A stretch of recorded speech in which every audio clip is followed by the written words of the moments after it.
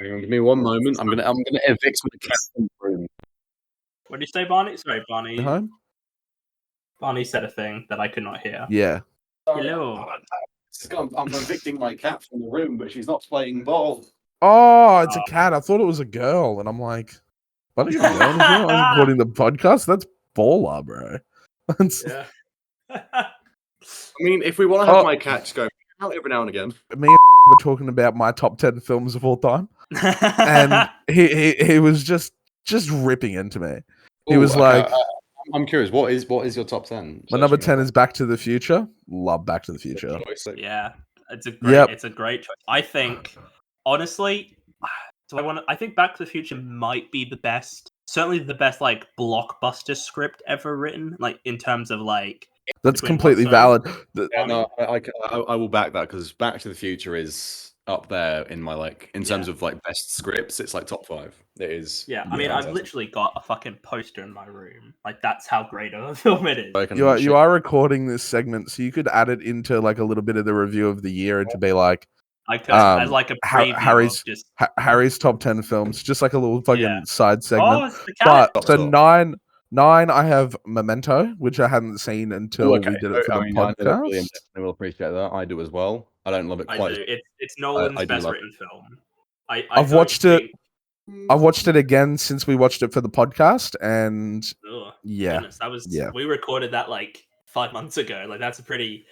I don't rewatch stuff that much, man. I usually but I am a bit of a chronic rewatcher. Like, I also watch the only films that I will watch maybe like once every year. Sometimes I'll skip a year. Is the Cornetto trilogy, because they are so meaningful to me. 8 is The Social Network, which I unfortunately missed out on being able to speak about. Yeah, that's another brilliant film, to be fair.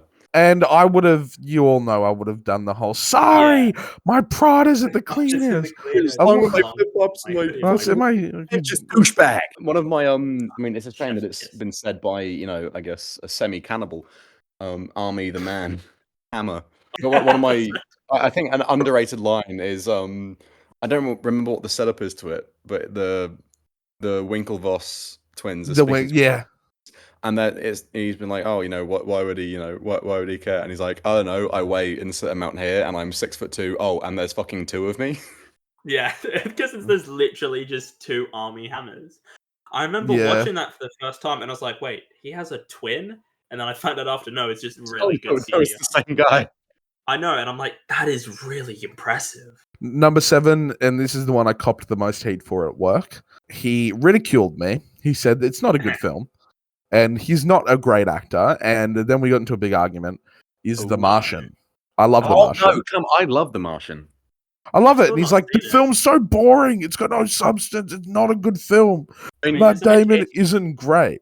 And it's just outside of my top 100, but I love The Martian. I think it's wonderful. Well, for me, The Martian is an incredibly comforting film. Like, it's not really like, it's not distressing at all. It's not like, I'd say it is quite a comforting film. Like, I remember when I haven't seen it since I first watched it, but when I did first watch it, you're kind of just watching Matt Damon be all goofy in Mars, chilling in space. There are like obviously conflicts, but the whole but you get to see like them cool. It's well paced at the start, and towards the end are tense. But for the most part, it's just Matt Damon chilling on Mars. And I mean, I've got some bias here because it uses my favorite song, but the scene where he's just chilling in space listening to Starman by David Bowie. Number 6 is Spider-Man 2 as a self-proclaimed. I'll be honest right now. I'm waiting for you to stumble, because you've been naming, so far. You haven't. I do. The top 3 is rough. I need you to know the top 3 is rough. There is one that I think will appear, which I do think is a great film, but we'll see if it comes up. But all right. Of the 5 you've named a 10 out of 10 from me and 4 9 out of 10s. So you're doing well. Oh man, 5 is 500 days. 5 is 500 Days of Summer. And this is all on preference. I love 500 Days of Summer as a film. I need to rewatch it properly. Yeah. Number 4. So the rough draft. I tried to rush for William, and number 4. I stupidly I genuinely couldn't decide. I'd done my whole top 10 except 4. And I was like, what do I put it for? I just wrote this film name in, and then as soon as I sent it, I was like, no, it's Good Will Hunting. Good Will Hunting is my number 4. I love Good Will Hunting. So actually, no. Haven't The seen two it. Matt Damon. I said 9, but the two Matt Damon films you mentioned are 8.5s, which is still strong 8.5s. But That's still But, pretty like, good. For me, It's Good good, Will though. Hunting. Yeah. Shit. Number three, you will laugh. We may cry. We may even Wang Chung. It is not a good film in any Okay, I'm in bracing. in filmmaking. I'm bracing. American Pie. I love American Pie. It's sort of, for me, it's really good, quintessential. Not as it just coming of age, but it's like it's the right amount of vulgar and goofy and funny and like just overall frat bro, which I feel like it represents a generation, and not just that, but Generation like you weren't around for. yeah, I know, but no, but it's a generation. It's a generation I grew up watching, especially not having much internet as a kid. I tell you what, I retract my comment just because the show Spaced. I love that because of kind of a period in time and the generation it represents. You know, fair dues, fair dues. But to be fair, from memory, I mean, I've seen Spaced a lot more recently, but it's better than American Pie. Come on. Yeah, but that whole experience for me is timeless. I watch American Pie and I can put my mates that I grew up with at high school in one of the roles and it fits perfectly. I think American Pie is the closest thing America will get to the In-Betweeners without being the In-Betweeners. And it's that sort of like I mean, I can put on American Pie and I'm like it's so American Pie is so quintessentially like 18-year-old boy. Number 2 is it's this little film. Not many people have seen it. I think it's Will Ferrell's best. Blades of Glory. I've not seen that, but that's a weird choice, Harry. I've got to say, as the higher the list goes, your choice is weirder. Because these are like preference. Blades of Glory and American Pie are both films that I kind of grew up with. More so, Blades of Glory. It's a bit less vulgar. Wow. But Blades of Glory that explains a lot. But Blades of Glory, hey man. But Blades of Glory, it's fucking classic. Like Kanye samples it in Gentlemen in Paris. Like I've just googled it. It's not gotten terrible reviews. 6.3 IMDb, 70% Rotten Tomatoes, 64 Metacritic. That's not terrible. No way. It has a 70%. I thought it had like a 30. I mean, let's see what that's based on an average of. IMDb ratings. It's 70% based on 6.3 out of 10. So that's not a bad film. That's a pretty decent. That's not bad. That's like an average. The sort of film that it is, that's not bad. Well, we all know what number 1 is. I do. It's about this little guy who some people call an overactor.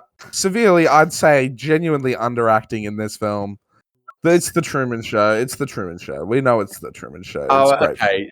Thank God, because I thought you were going to say, you know, liar. I thought you were going to say some shitty Nicolas Cage film. No, it's I wouldn't. I love the man. He's been in some bad films, but he is the best thing. He is in some bad films, and I love Nick Cage too. I'm a sexy cat. But yeah, he's a great actor. But in fact, earlier today, I don't know what film it's from, but it was a clip of a film where he plays a cop, and he goes to like favorite Chinese restaurant, and it's being robbed, and he's like, "Oh, how's the wife? Oh, she's well. Oh, the coffee's on the house. Oh, thanks." And then he's like, "Oh, this place is being robbed." Oh, because he said his wife was waiting. He didn't insult his wife, and he gave. I stand by this. The best Nicolas Cage performance I've ever seen is Danny Pudi in Community acting as Ahmed, acting as Nicolas Cage. Yeah. A sexy cat. The best Nicolas Cage performance is Leaving Las Vegas. All right, like let's just. I need to watch that. For me, it's Adaptation, which I want to rewatch. But Adaptation. I'm aware, as Jake Peralta once said, you know, Leaving Las Vegas, beautiful exploration of alcoholism. That won Cage's Oscar. Watch Bringing Out the Dead as well. That's also a great Nick Cage. That's the Scorsese film, right? Yeah, he's like a paramedic. I've got no idea what the film's about, so I'll leave that up to my mind. But I don't remember who's in it with him. Your kind of top 3 were a bit rough until Truman showed up, but I'll tell you what, Harry, solid top 10. Yeah. Hello, everybody, and welcome back to another episode of At the Movies with William Fletcher. As per usual, I am your host, William Fletcher. I am joined by Mr. Harry Jobson. Merry Christmas. Yes, and returning, the boys are back in town. Barney Metcalf is here. Again. Yes, me. It's me. I'm back finally. I know you've been We have so. reunited, like ABBA. Was it ABBA who reunited recently? This is our new tour. None of us are actually here. We're all totally projected. Yeah. This is a posthumous podcast. We've all actually passed. This is. I think we're going to have a good time on this podcast. You know, knowing me, knowing you, I think we'll have a good time. With Alan Partridge? Aha! What fun we're already having. We're already having so much fun. And this week, first of all, to everyone listening, this is going out after Christmas. So I hope you all had a happy Christmas or whatever you celebrate. I hope you didn't. I hope you had a kind of a shit Christmas just because I think that would be funnier. Yeah, I hope your uncle made it uncomfortable. I hope that. How did you know? I hope that there was a weird family argument that you were kind of there for, and you wish that it didn't happen because it ruined your time off. And this week's episode is going to be the review of the year 2023, part 1, because there's so much to talk about. I've got to split it into 2, and we're doing it a bit differently this year. I'm not recording like individual segments and editing those in. We're just going to talk about all of it now because that's slightly easier for me. And I'm a lazy fuck. Yes. All right. So, yes, we're covering the first half of the year. So the first 6 months, January to June. That's 6 months. Do the maths if you know how to do maths. So first up, I did an episode looking at Rian Johnson's films to tie into the release of Poker Face. None of us have seen it. I've seen the first episode. It is okay. Oh, in that case, Harry and me will just kind of be the role of audience for a moment. Before I sort of give my brief thoughts on the one episode I've seen, where do you guys land with Rian Johnson just as a filmmaker? I think he's great. I really like Rian Johnson. I know Harry does not like his Star Wars, which I cannot wait for when we eventually do Star Wars on the show. That is going to be kick off. It's going to be It's going to be hell, and Harry is going to kick off, and I'm going to be defending it, and that's why it's going to be such a fun time. I'm calling it now. If all three of us are on the episode, that is going to be one of the funniest episodes we've ever recorded. It's going to be. I think. Yeah. Okay, just quickly, you guys all are right. I think his Star Wars films can lick my taint. But you say films. He's made one at this point. He's only made one film. Actually. He made The Last Jedi. You're right. But you know, I just kind of mentally I group the trilogy together as just a pile of dog shit. But to be fair. I loved Knives Out and Glass Onion, so I'm not going to say those, that I don't those are his two best films, and Looper. Like his three best films: Knives Out, Glass Onion, Looper. Three best films, right there, easy peasy, done and dusted. Right? Can we agree on that? I've not seen Brick. I haven't seen Looper, but it kind of just looks like Tenet. It's not. No, it's not like Tenet because it makes sense. I know, but look at the poster. It looks like no. Don't. We're not comparing fucking Nolan's fucking mess that is Tenet. We're talking about Rian Johnson. Okay, time travel. Yes, I've not Rian Johnson. I'm keeping us on track. I'm being specific here. Okay. Generally, big fan of Rian Johnson. I won't say my thoughts on The Last Jedi because we'll get to that. Looper, I really enjoy. I don't love it, but I think it's very good. And then I love his whodunits because I'm a massive whodunit fan. And I think he's done a lot to reinvigorate that genre. And I salute the man. You prefer Glass Onion to the first one, don't you? Maybe. I stand on that. I agree. I prefer Glass Onion. I'd have to watch both back to back. I think I would as well. If I'm going to give some brief thoughts, I thought that Knives Out was a great, bringing the genre back, and I saw it in the cinema and I loved it because I was like, yes, this genre is finally back, and it's not directed by Kenneth Branagh. And then Glass Onion, I thought, oh, okay, we've reinvented this genre. Now we're doing something that feels a bit more classic. That's all I have to say for now. Yeah, Glass Onion's a bit more classic. I like the ode to the name of Glass Onion, the Queen song. Not the Queen song, sorry, the Beatles, Beatles you- song. Sorry, man. Hey, don't you dare. I saw a Beatle live, have you? I mean, I've seen a lot of Beatles in my life. They're all around the Yeah, garden. but have you seen one of the Beatles live? I've seen a lot of living Beatles. They're all over the garden house. Nah. I cried, by the way, when he played Hey Jude. Only 2 of them are alive, dude. Come on. Yeah, I know. And one of them was literally in Australia like a month ago. You could have seen him. I saw the posters and I was like, "Oh, hello, it's me, Paul. Oh, I'm going to go on a tour of Australia." And I was like, "Okay, cool." Whoa, do we have special guests now? Oh Look, shit! you missed Paul out. McCarthy in Hey, this hang on. video. Wait. We're going very Wait. Gervais show here. Wait a second. Ding dong. Oh, Oh, who's that? hello, lads. It's me, Paul Oh. McCartney. I'm going to Oh live my and god, let die. Harry, we're know. talking to the real Paul McCarthy. What? Oh my god, That's Harry, right, you it's must me, be just. wasn't Wow. And genuine, Wait, like, Wait a second. Is that Owen Wilson? I've got Owen Wilson. Wow. Wow. That's Oh, I'm a wild. big fan, Owen. I loved your, Paul, I'm a big fan. I really I'm a big loved your fan. film Cars. Did you like Loki? I prefer Loki. I've I not think I'm seen better this in Loki. yet, but I do like Yeah. it. You do some good work, son. Do you like the ones I'm with Vince Vaughn in? I'm afraid. Most of my films, the ones I work with Vince Vaughn. The thing about it's just Tell me more, like Vince Vaughn is. Oh, Christ. It's gone off the rails quickly. I'm fucking crying. It's not a good impression. Like Paul's actually got a good impression. Like it's a good Paul one's impression. good. The Paul McCarthy one's good. Thank you very much. All right, thanks. Anyway, for I'm coming afraid in, I've Paul. got to be going. What? Because Wait. Is that Dr. Doofenshmirtz? What? Paul McCartney? I'm a big fan, Perry, but I'm afraid I've got to go. I've got to go Oh do my some God. more tours of the country. I'll see you later, mate. All right. See you, Paul. Thanks for Paul. stopping by, mate. Thanks for stopping by. Hey, God. Owen Wilson? Owen Wilson, you gonna leave now too, mate? Ka-chow.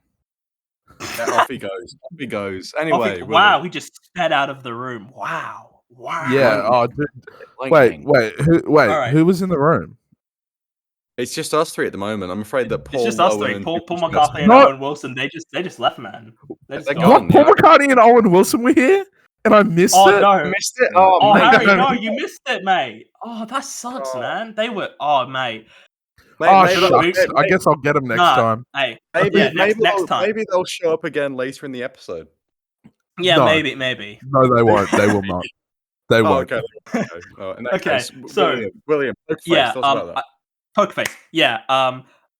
Yeah. So Poker Face. I assumed going. So do you guys know anything about the show? So, tell me what it's about, because I saw trailers for it like when it was Okay. first coming out. But I don't really know what it's about. I was under the impression it was like a case of the week type thing.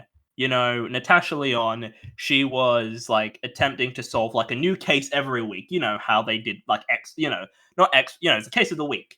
Each week there's like a murder mystery or something she's got to solve. And I was like, cool. It's not that.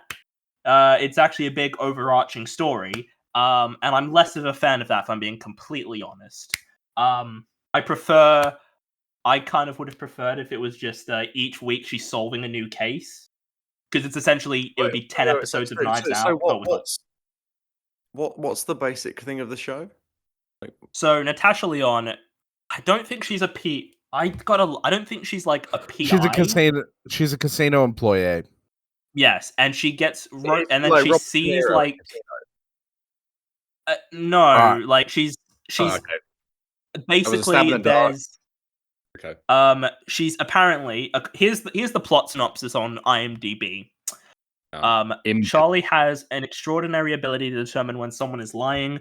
She hits the road with her Plymouth Barracuda, and with every stop encounters a new cast of characters and strange crimes she can't help but investigate and solve. Okay, so that does sound like a murder of the week type thing. But in the first episode, there's like a big overarching, there's like a thing that gets like revealed. Poker Face. Yeah, I watched the first episode. It was okay, but it was not enough for me to have enough investment to watch it for the purposes of this. I gave the first episode a 7 out of 10. That's Alright, cool.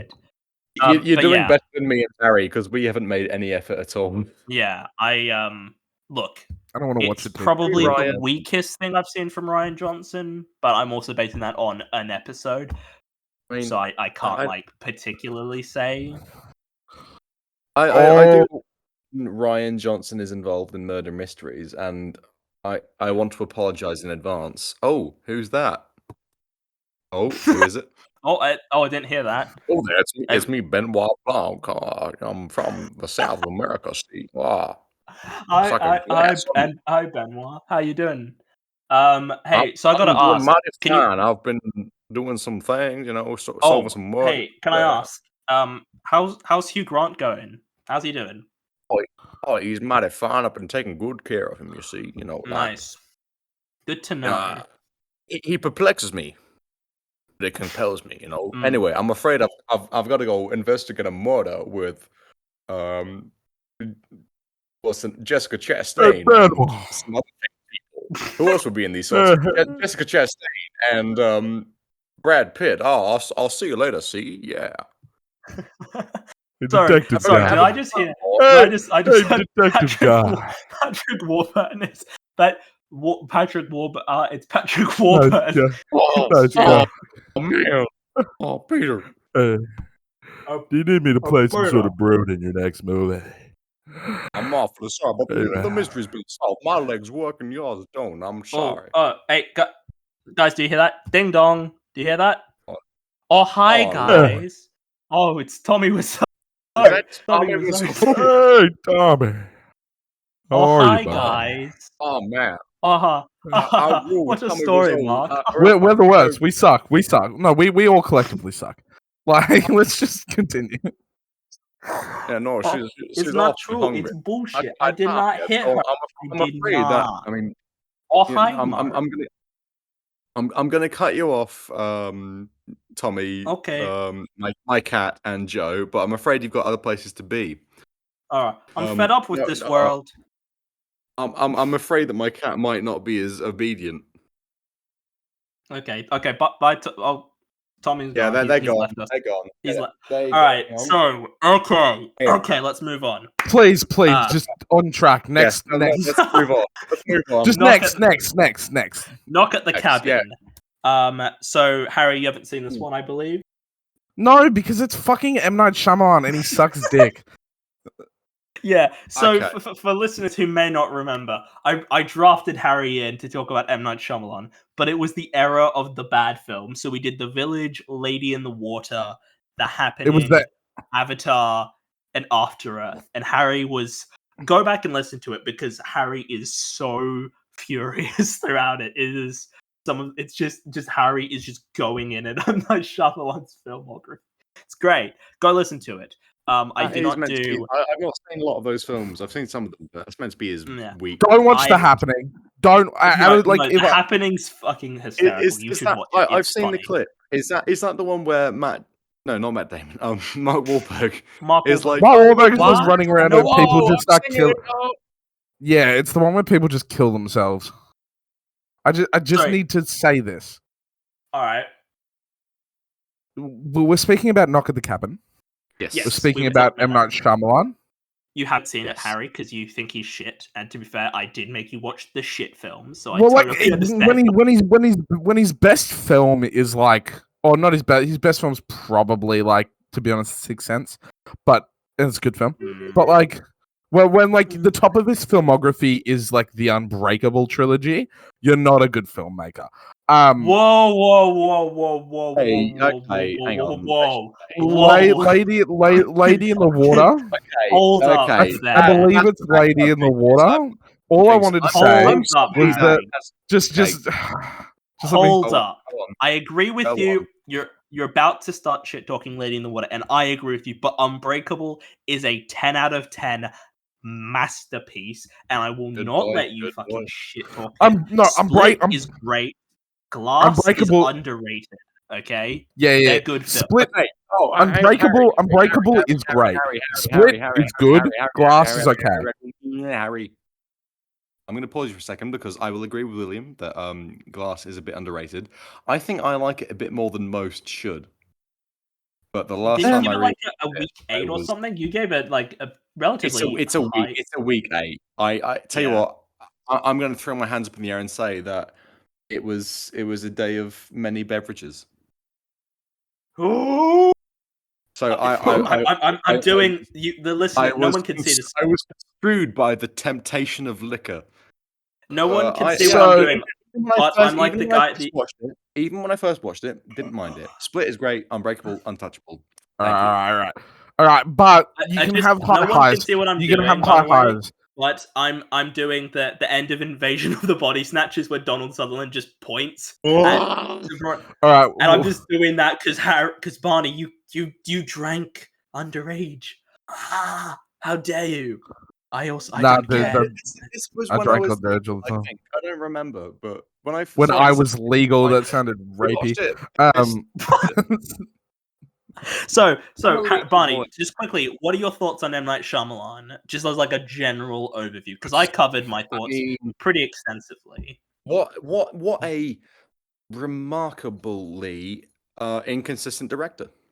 He might be the most fascinating filmmaker ever, The man just in does terms not of have like his a films. definitive quality. No, I've because I've not seen all his films, but I've seen his Mm. best, and I think I've seen his worst. I've seen Unbreakable, one of my favorites, and I've seen Avatar: The Last Airbender. And yeah, good lord, that's his worst. All Here's right. the thing, right? Okay. I think No. My point that I want to No. make is that I think he's more Harrison, interesting than behave like yourself. someone Being else. recorded. Like we were talking about Tim Burton before we started recording to let you listeners in on our little secret. And he's different to Tim Burton to me in that he started off good. Well, no, he started off terrible with like his early films. He made a few great ones. Praying with Anger is good. No, those are the bad ones. His first 2 films before The Sixth Sense, bad films. Hey, Awful well, films, I didn't hate the one about the little Christian boy or whatever he is. That was, But you know, okay, his first 2 films, awful. It's not bad. his next 3. What I say? Yes, I think Signs is good. His next 3, good to like masterpiece. Then The Village, Sixth Sense is okay. I like it. The Village is I'm- okay. Then Lady in the Water to After Earth, it's just a downward trajectory of total fucking mean, shit. And Yeah. then, Okay. then I've not he seen came back with Lady The in the Visit. Water. Split is good. Glass is okay. That's I great. like Old, and I like Knock at the Cabin. Okay, Sue in me. that case, I'll give a similar retrospect. Yeah, I don't think Yeah. Praying with Anger is good in any way. Is that the Dennis Um, Leary? Dennis Leary's in one of those 2 films. I don't remember which one it is, but I know I he's in. think he's in the one with the little kid, and his friend's got like epilepsy or something. Yeah. What's it called? What's that second film of his called? Wide Awake. There's Wide Awake, and it's Praying Wide with Awake. Anger. Wide Awake. I don't dislike it, but it's not great. It's weak. Nah, it's not. Mm. I watched one of those films I found on YouTube. The Hang on, wait. quality was Okay. abysmal, and you could barely Can I make just out what say- the fuck was happening. Because we're clearly going to talk about him someday. Let's not going to do that. Praying with Anger, not great. I mean, but I no. did do a whole 3-part episode. Well, technically, Oh, it was meant to be actually, 3 yeah, parts. of course you did. Actually, in that case, yeah, But- Praying with Anger, not very Just- good. I just have one thing to say. No, it's my time. Harry. He's Let nearly me- there. He's nearly Brother, done. I started this tangent and I have yet to say what I wanted to say. Finish it. You I've been cut off completely the entire time through. Okay, Praying with Anger, bad. Nearly. Wide Awake, okay, I can sort of allow it. Sixth Sense, I wish I liked it more, but it's one of those films where I'm like, oh, okay, I know how it ends. Therefore, some enjoyment is taken away, but there is some great stuff to it. Unbreakable, I think it's brilliant. And then there's a big gap, I think, because I've not seen a lot of his 2000s films. Wow, Then we- that's a big gap. If Unbreakable's Yeah, like wow, that's I've not crazy. seen stuff like Signs, and I should watch that because that's meant to be one of his better ones. Then skip to The ending sucks. his but masterpiece, yeah. Avatar: The Last Airbender. What a crock of shit. It's his Awful. worst film. Then I mean, again, another big step. I think in that time I've only seen Split, which I think is really good. I really enjoy Split. I even enjoy Glass to a weird degree, but like I said, I had many liquids in my belly. I cannot be held responsible for my ratings. So there was just one thing I wanted to say about M. Night Shyamalan. And then one last bit. I thought Old showed a lot of promise. It was like, you know what? Okay. But yeah, it There was- could have been better. yeah, it could have been. There was one thing I wanted to say about him, and then you guys mentioned something else that Well, ties sorry, into the that thing was I your wanted to turn. say. So I've never seen a worse movie in my life than Lady in the Water. Genuinely the worst film I've ever seen in my life. Then The poster William's looked- like, Harry, watch After Earth. Then I watched After Earth and I was like, oh, I've seen a worse movie than Lady in the Water. And then, which I didn't think was possible. And I will get in just quickly. And then you guys said The Last Airbender is his worst film. Arguably it more watchable than the last two I just mentioned. It's bad. It's a terrible adaptation. It ruins it. But I've not seen the original show, it's still more watchable because at least it adapts something that has like substance than the other two that I mentioned. Lady in the Water, in Lady in the Water, the thing that I remember, if you listen back to that episode, and I implore that everybody does, I think he maybe cut it down, but there was like a solid 20-minute tangent where I went on about how mad I was at the fact that M. Night Shyamalan I not only definitely must have cast trimmed it himself, but wrote himself because he had a writing role. He wrote the film, didn't he? Like he writes he all was his a- songs. yeah, he wrote the film. He wrote himself to be the savior of the film as a writer. It's like, what the fuck? Like, he just I've not seen Lady in the Water, but the poster looks disgusting. It looks like an infant Avatar character.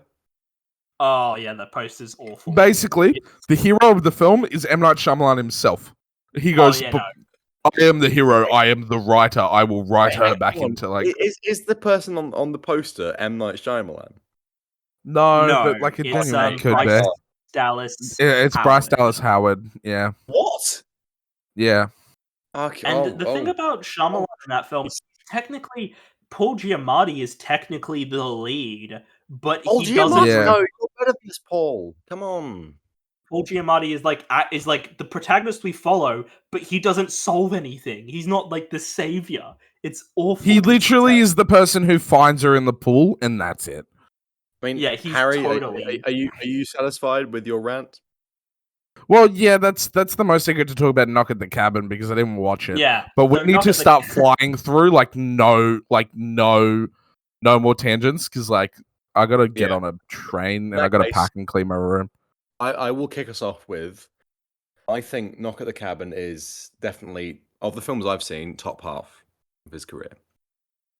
As Mike I'd probably say as this Mike too, Ehrman- Mike Ehrmantraut's final words in the Breaking Better Call Saul Badaverse, solid.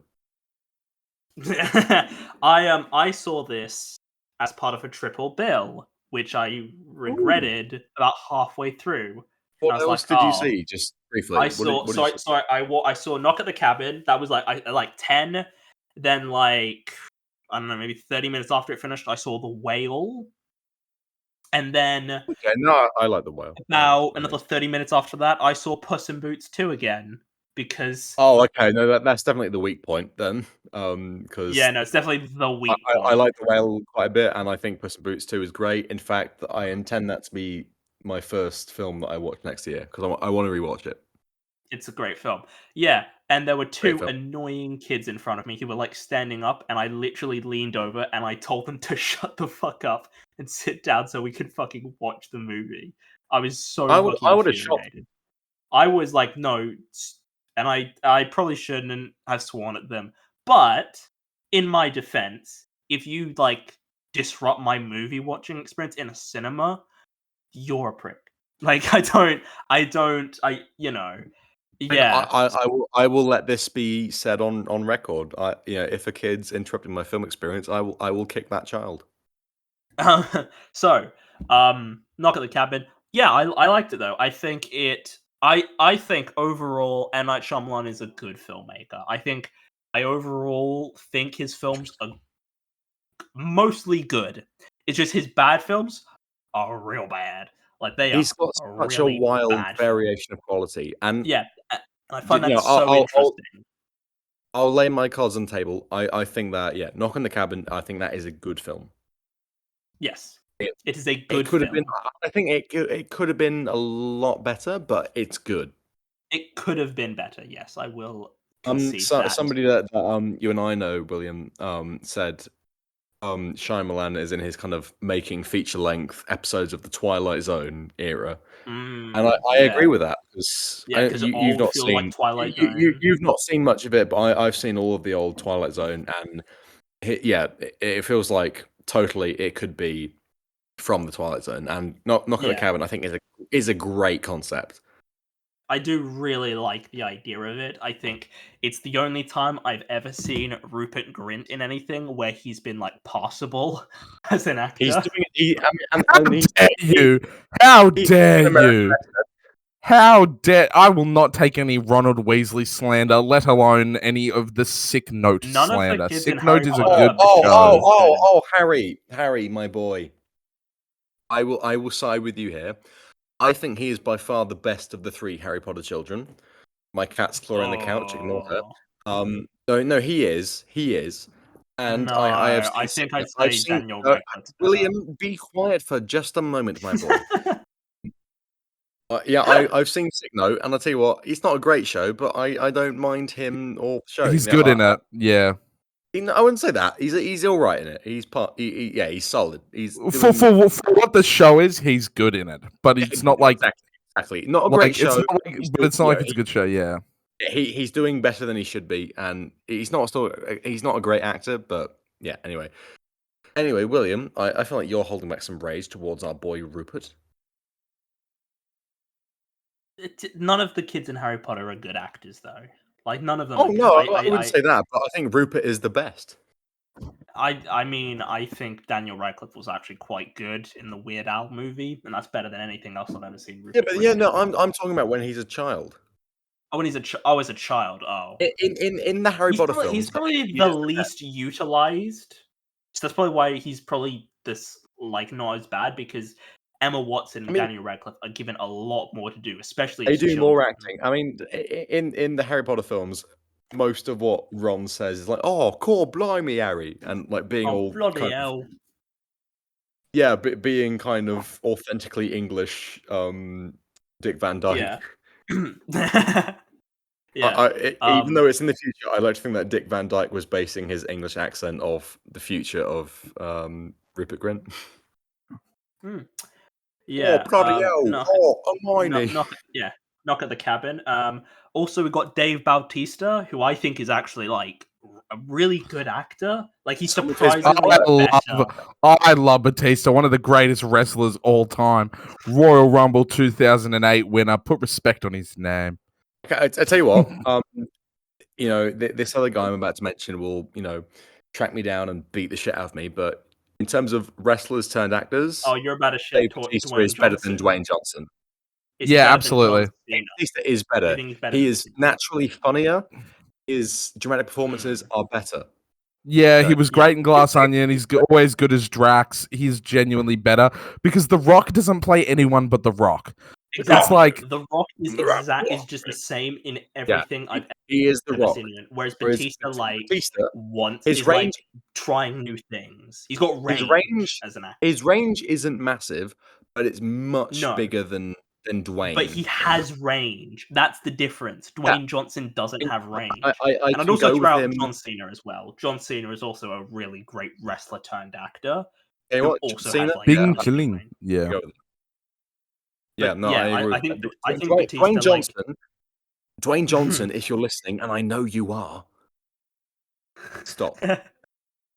Yeah, just stop, mate. You were the biggest thing. Now you're going back to Fast and Furious. Now you're just some hairless prick who does films.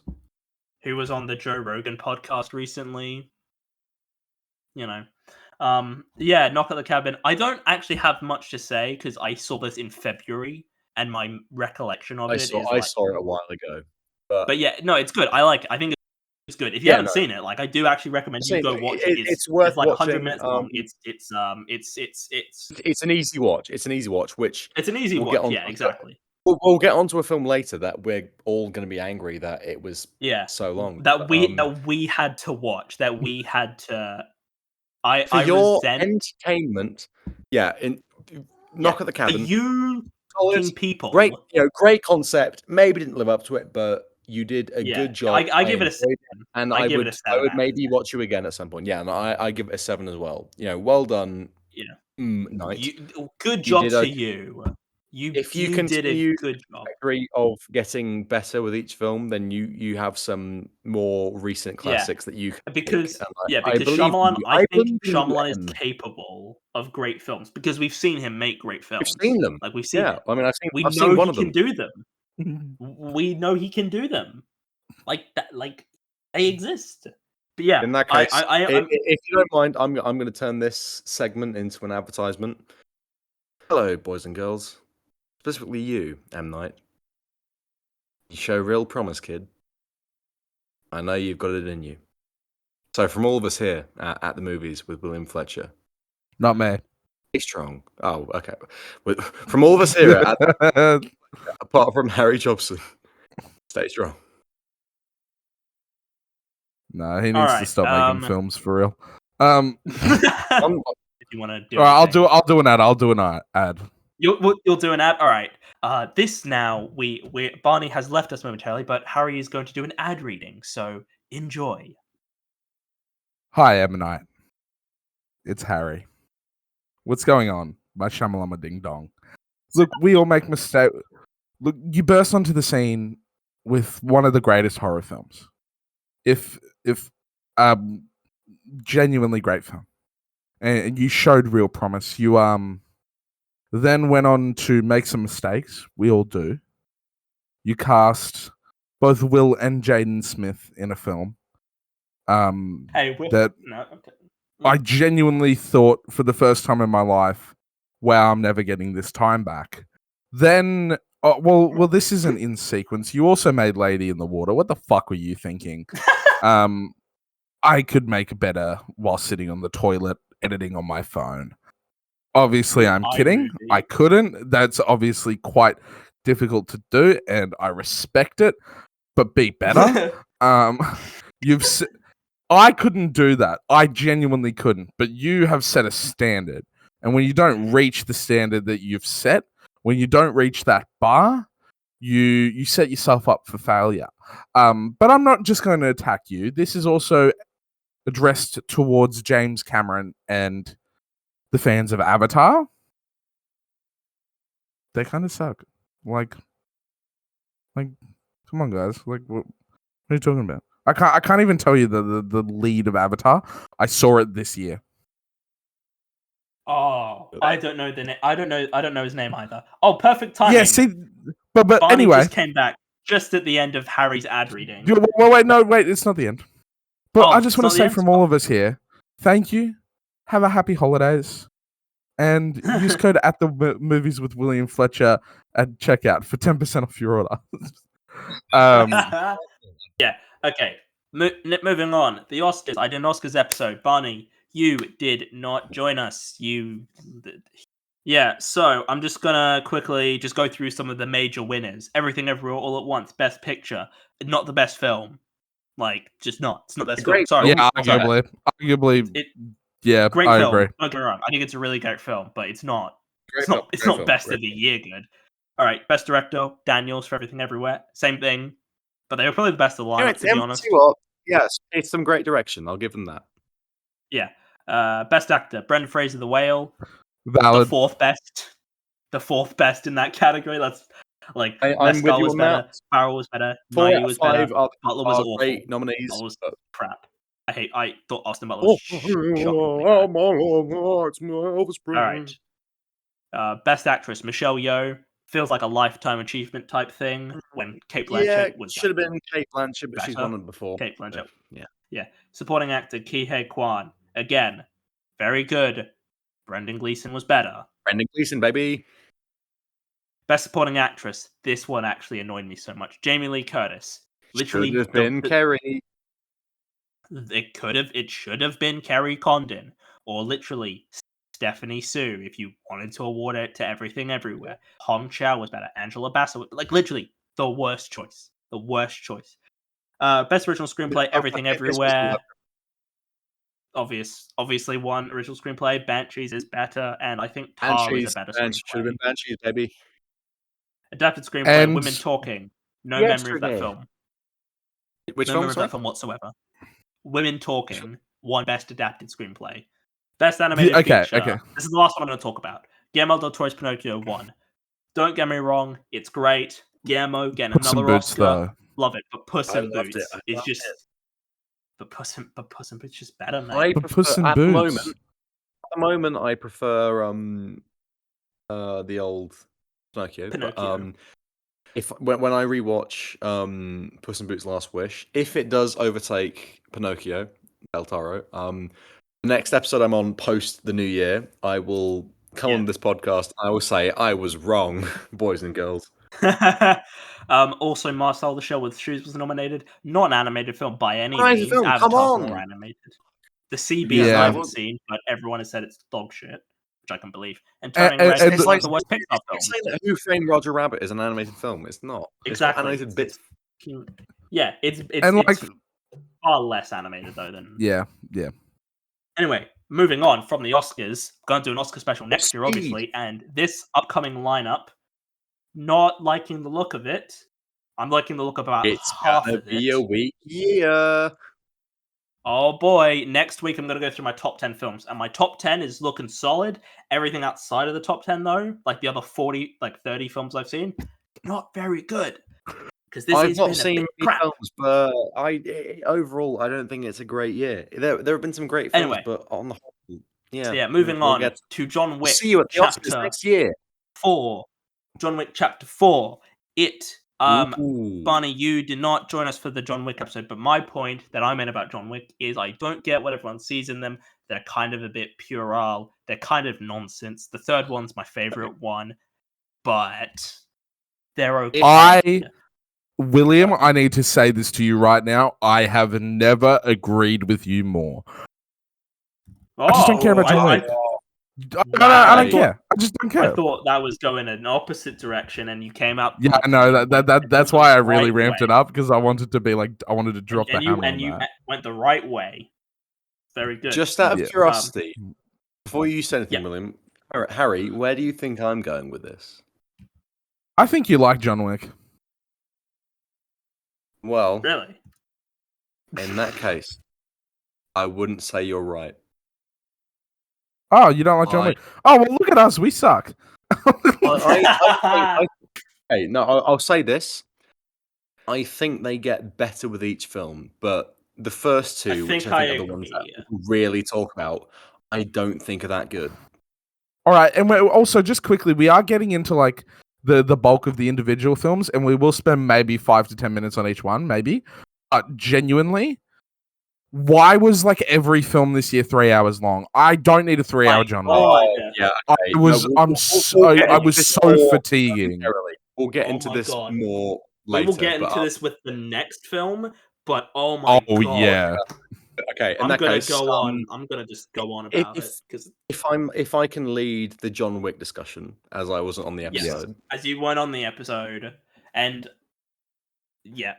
Wait, Harry. Okay, sorry, did you say you've seen this one, Harry, or not? I have. I've seen John Wick 4. Okay. Oh, you have. All right. Cool. So, as a kind of brief tour through my journey of John Wick, first one I don't think is good. I think William, you mentioned before the word puerile, and that is what it is. It's just superficial nonsense. Superficial bullshit. Being like, oh, let's kill some people. Oh, it's kind of action. It reminds me. You told a story recently of a guy who was pitching a short film at your uni, and it was about a guy who was building up the courage to beat some people up. Like that's the energy John Wick. A guy pitched a film about someone trying to beat someone up, and I thought that's not a story. That is like just that is the energy that the John Wick films have. Like they think Absolutely. there's so much content. And this is nothing against Keanu Reeves. I think the combat No, is no phenomenal, and I think he does a good I love job. Keanu, He so is. You can see him slow down, especially in this film. But even though he's slower, he still feels like he has a bit of impact in his movement. He's And I nearly think the 60, performances so it given makes in the sense. film, yeah, I think the performance in the film are great. I just think it lacks substance. I think honestly, the John Wick films to me, and this is all I'm going to say on this film and all of them, besides the fact that this one's far too long, is they're kind of as if it's if you took all the comedy and like what makes the Kingsman films funny and unique. If you took that all out and just replaced it with some B plot it's drama, just dour and underground, sad. annoying bull, They're just like they're not really fun. Like I feel like a lot of people are like, "Oh, they're so fun," but I'm like, they're really quite depressing and not. they're that not. Like the first film is literally him getting revenge because someone killed his dog. Killed his dog. Like I don't. And hang on, I'm going to take the reins for a bit here. People are like, oh, it's kind of like, oh, the dog represents, his relationship with his dead wife.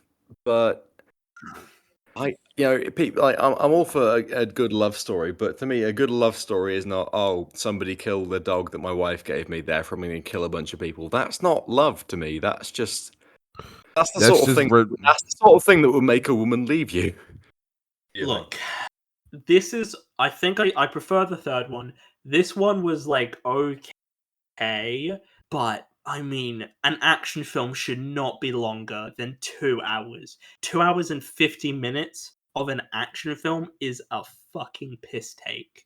Like that's not like films in general shouldn't be that long, but action films shouldn't be that long. Comedies shouldn't be like longer than 2 hours. Animation shouldn't be like it's not. Film shouldn't be that long. But I will say I wasn't bored. I just didn't see a need for all of it. I was like, do we need all this?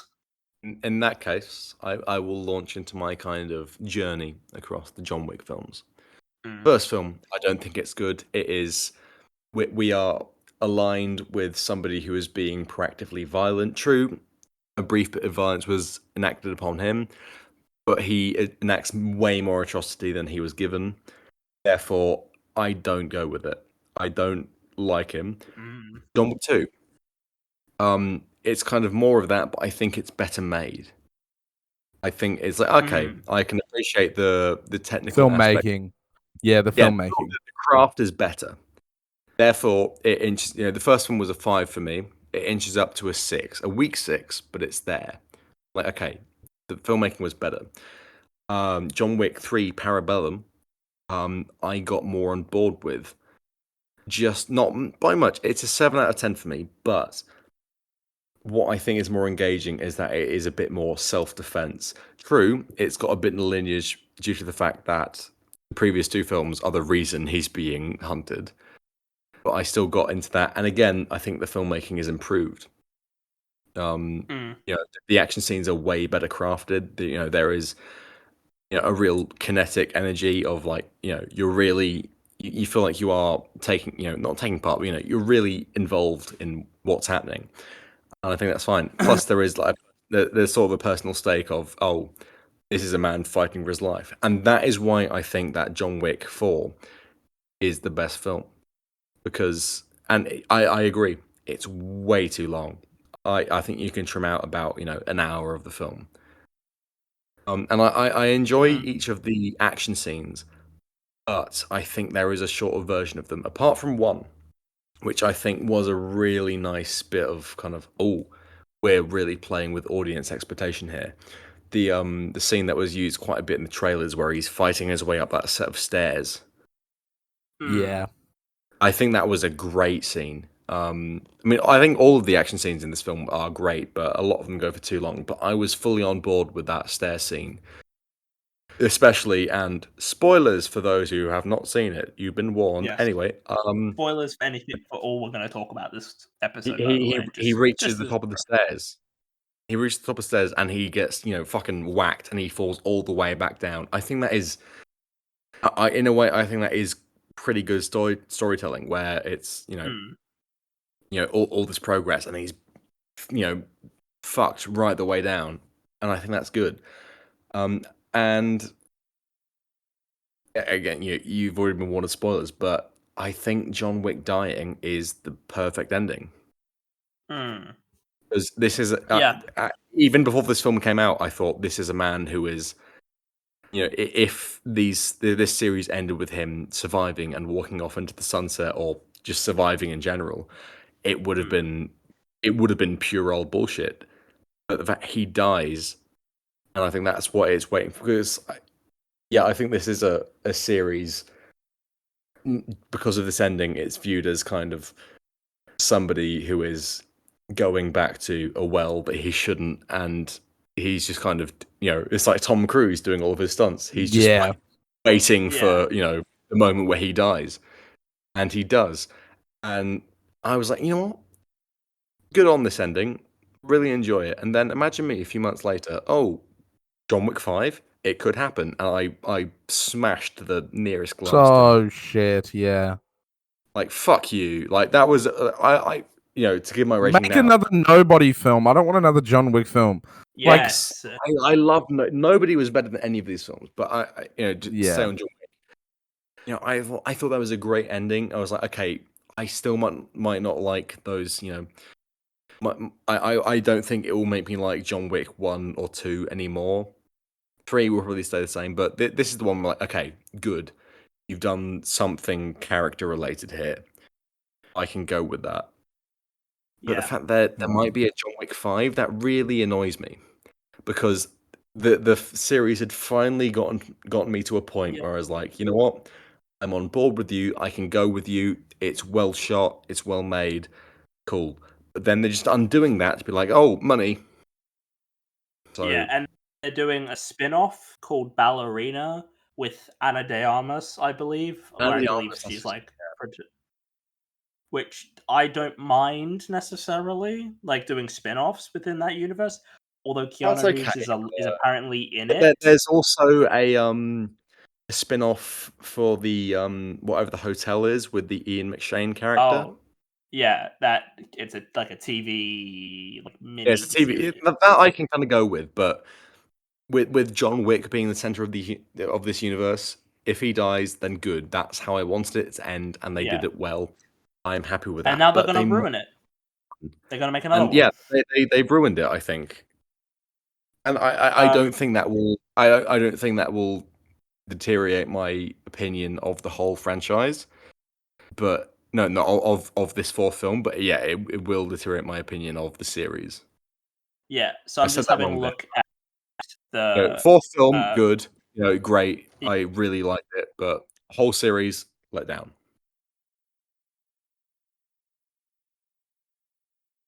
Yeah, I agree. This film was like a fucking 7. I liked it. That's reasonable. I did enjoy it, but I felt so fatigued, not only of the series, but of this specific film. I was halfway through, and I'm like, okay, so it's like maybe another half an hour, 45 minutes. And I look at it, I'm like, it's a 3-hour film. I'm so sick of 3-hour films, man. We'll get into it, but it's a 7. If it was genuinely an hour shorter, I'd probably enjoy it more. It'd probably be better paced. I think I would agree, but I was just because I think there was a lot more kind of. My problem with the first 2 films is that he is being proactively violent and he is going after people. But whereas this was more reactive. The third film, and even more with the second one, people are coming after him itself.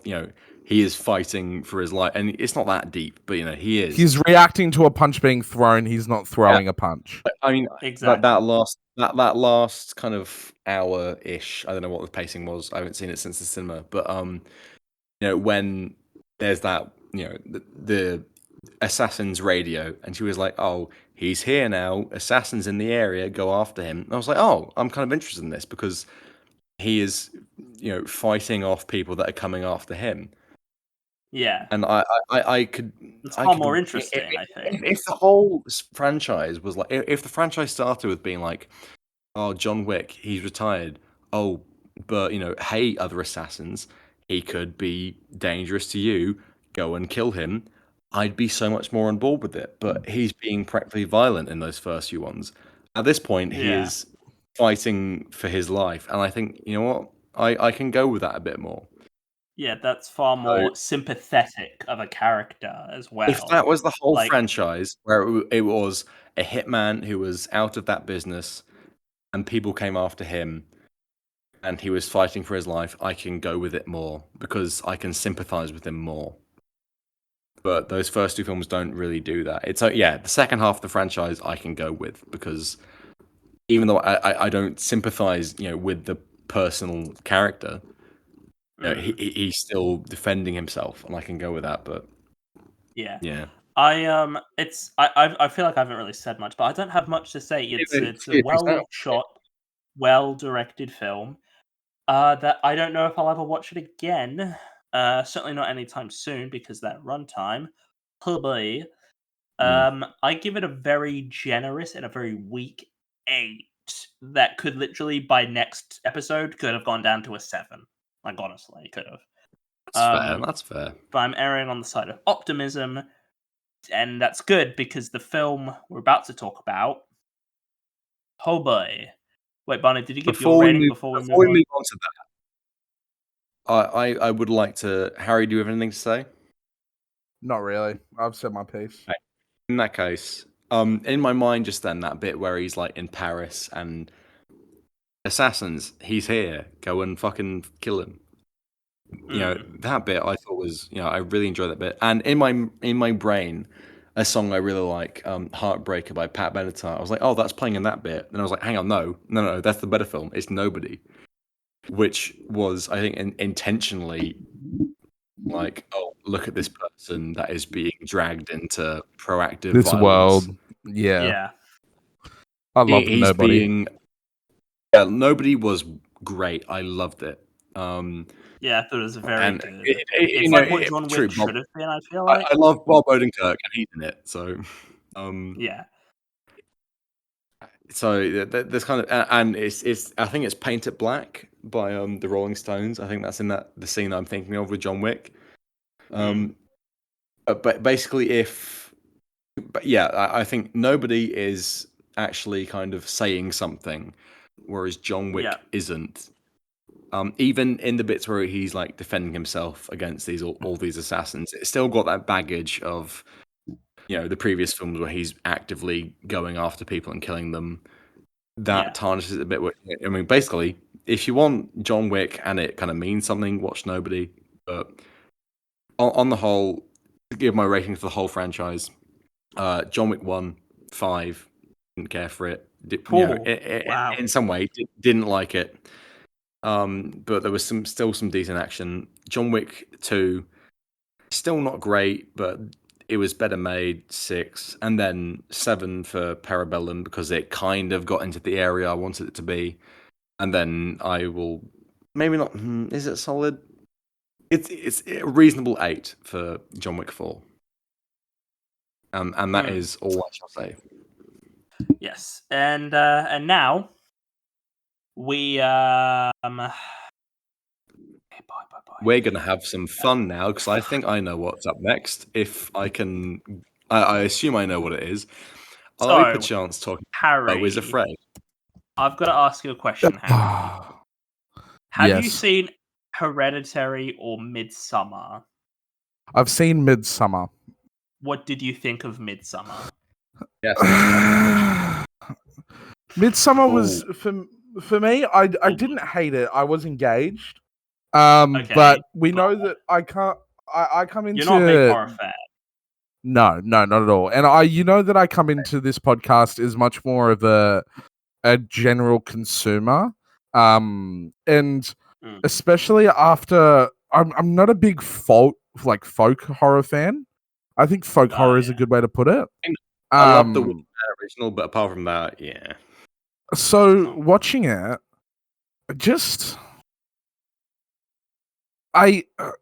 especially these psychological films, I don't know. You can't connect with them in a way. Well, I don't get. And in Midsommar, I did like Will Poulter, but I love Will Poulter all the time. Fair enough. It's probably his best work, to be honest. But I just don't. I would way rather spend my time. Life is short and life is precious, and I'd rather spend my time watching Will Ferrell dressed up as a basketballer, like in semi-pro, or as a NASCAR driver, or like then have like the is that fucking Jimmy Carr ass laugh? But yeah, then to watch these. But that being said, I can see the value in it. I can see the value in the filmmaking. I thought it was well directed and well done. And I think for a what was it, a $10 million budget? A $9 million budget, give or take? Let me have a look. I remember it being low. It was like 10 or 11, maybe 12. But it was low in today's standards. Like, I thought they did a really good job. But that being said, I didn't love it from an entertainment standpoint because it's just not my thing. In that case, as you've said that, I'm going to set you up here, William. Yes. Recalling back to our Ari Aster video episode. We were both incredibly complimentary of both Hereditary and Midsommar. I mean, I think Hereditary is one of the best horror films of the past 10 years. I think there's a great script there. Yes, no, in fact, I'm going to set you up to, lay this punchline down like an absolute, god. But we were both, we both think in those first two films, Hereditary and Midsommar, there is, a great talent, a great script behind it. So I think both of us got, even though we were daunted by the runtime, we both thought, hey, Ari Aster, he's made decently long films in the past, but he's done well. So on that note, William, would you like to lay down your brief thoughts on Beau is Afraid? So how have the wheels fallen off already and this badly? I don't know what has happened to because Hereditary, phenomenal. Like I really love Hereditary. Midsommar, very good. Like I would say that solid 8 out of 10 films. If I were to just kind of repeat some of my criticism from the episode, I think that some of the violence or the gore is a bit kind of too real and upsetting. That it's like, oh, I can't quite fully enjoy this. But is Ari Aster okay? On the whole, I think they're both very good films. Yeah. That's his only drawback, and they were both, I think, solid scripts that flowed. Exactly. There was they had a good starting point. It made it, and this is going to be a criticism that I will, a positive that I can't apply to Beau is Afraid. They made sense. Yeah. So Beau is Afraid. I was daunted by the runtime. I literally watched it this morning. I watched the whole film this morning before I went to work. I watched it this afternoon. And so can fucking Hollywood, can the film industry, can they remember that like they used to make films that were 70 minutes long and were fucking great and were engaging for those 70 minutes? Like I watched The Circus by Charlie Chaplin today. Yeah. Great 70 film. minutes. 70 minutes that film is. And it's fucking great. Where did this obsession come from? With 3-hour films. That 3 hours is an acceptable runtime for a film. Oppenheimer, we'll talk about Oppenheimer next week. Oppenheimer, 3 hours. Killers of the Flower Moon, 3.5. The Irishman, 3.5 hours. We'll get into that. 3 hours. We'll get into some of those next week. Beau is Afraid, 3 hours. Fucking what else? What recently came out? John Wick 4, 2 hours 50 minutes. Avatar 2, 3 hours. Elvis last year, 2 hours 40 something minutes long. Oh, great film. Can filmmakers, do they just not care about audiences now? Has the audiences? It's too artistic. Has the enjoyment of a film replace that R with a U. Can the Jesus Christ! It took me a second to figure out what you were saying because, like, what did I just use that had the word R in it? And then I was like, oh, artist. Ah.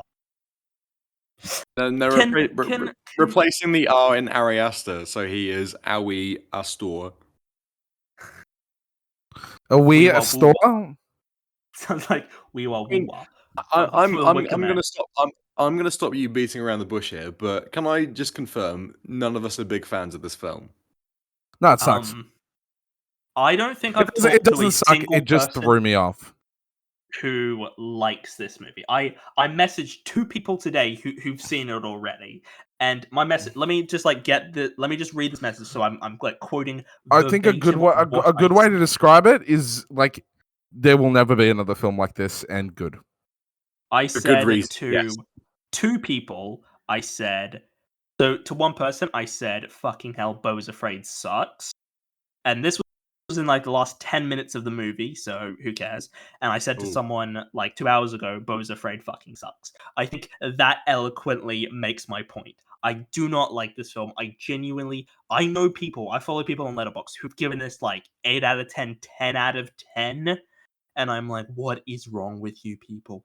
This film is okay. Here's before you lay out your thesis, before you do that, can I read you a IMDb, a Letterboxd review of somebody that I know that saw this film?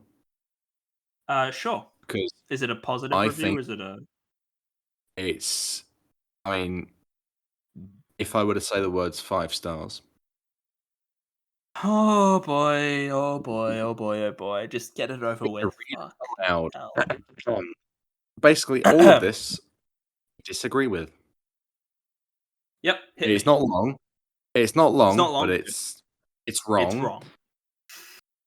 Okay. It reads, an achievement in directing, one of the most groundbreaking and scariest pieces of cinema I've ever seen. Must be released on Criterion Blu-ray immediately. Now, I will whoever wrote that needs to remember to zip up Ari Aster's pants once he's done. I have one word to describe this review and the film itself.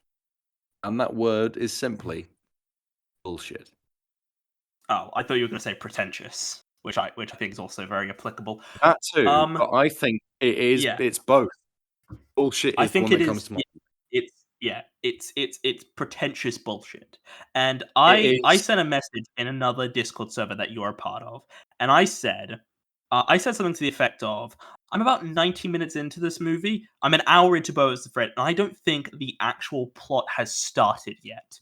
And you said, this doesn't bode well for me. You said that as I was about to start the film. I was like, oh, that's interesting. Maybe it's William being kind of, subversive and ulterior, but nope. And then I started watching the film, and I regularly checked the runtime. I was like, I'm about 85 minutes into half tempted and to I was speed just it sat up. there thinking, good God, that man spoke the truth. I was half tempted to speed it up so I could watch it at 1.25 speed or something, just so it would be over. Because I did that with Gone with the Wind recently, which is an awful film as well, might I add. Oh, but awful.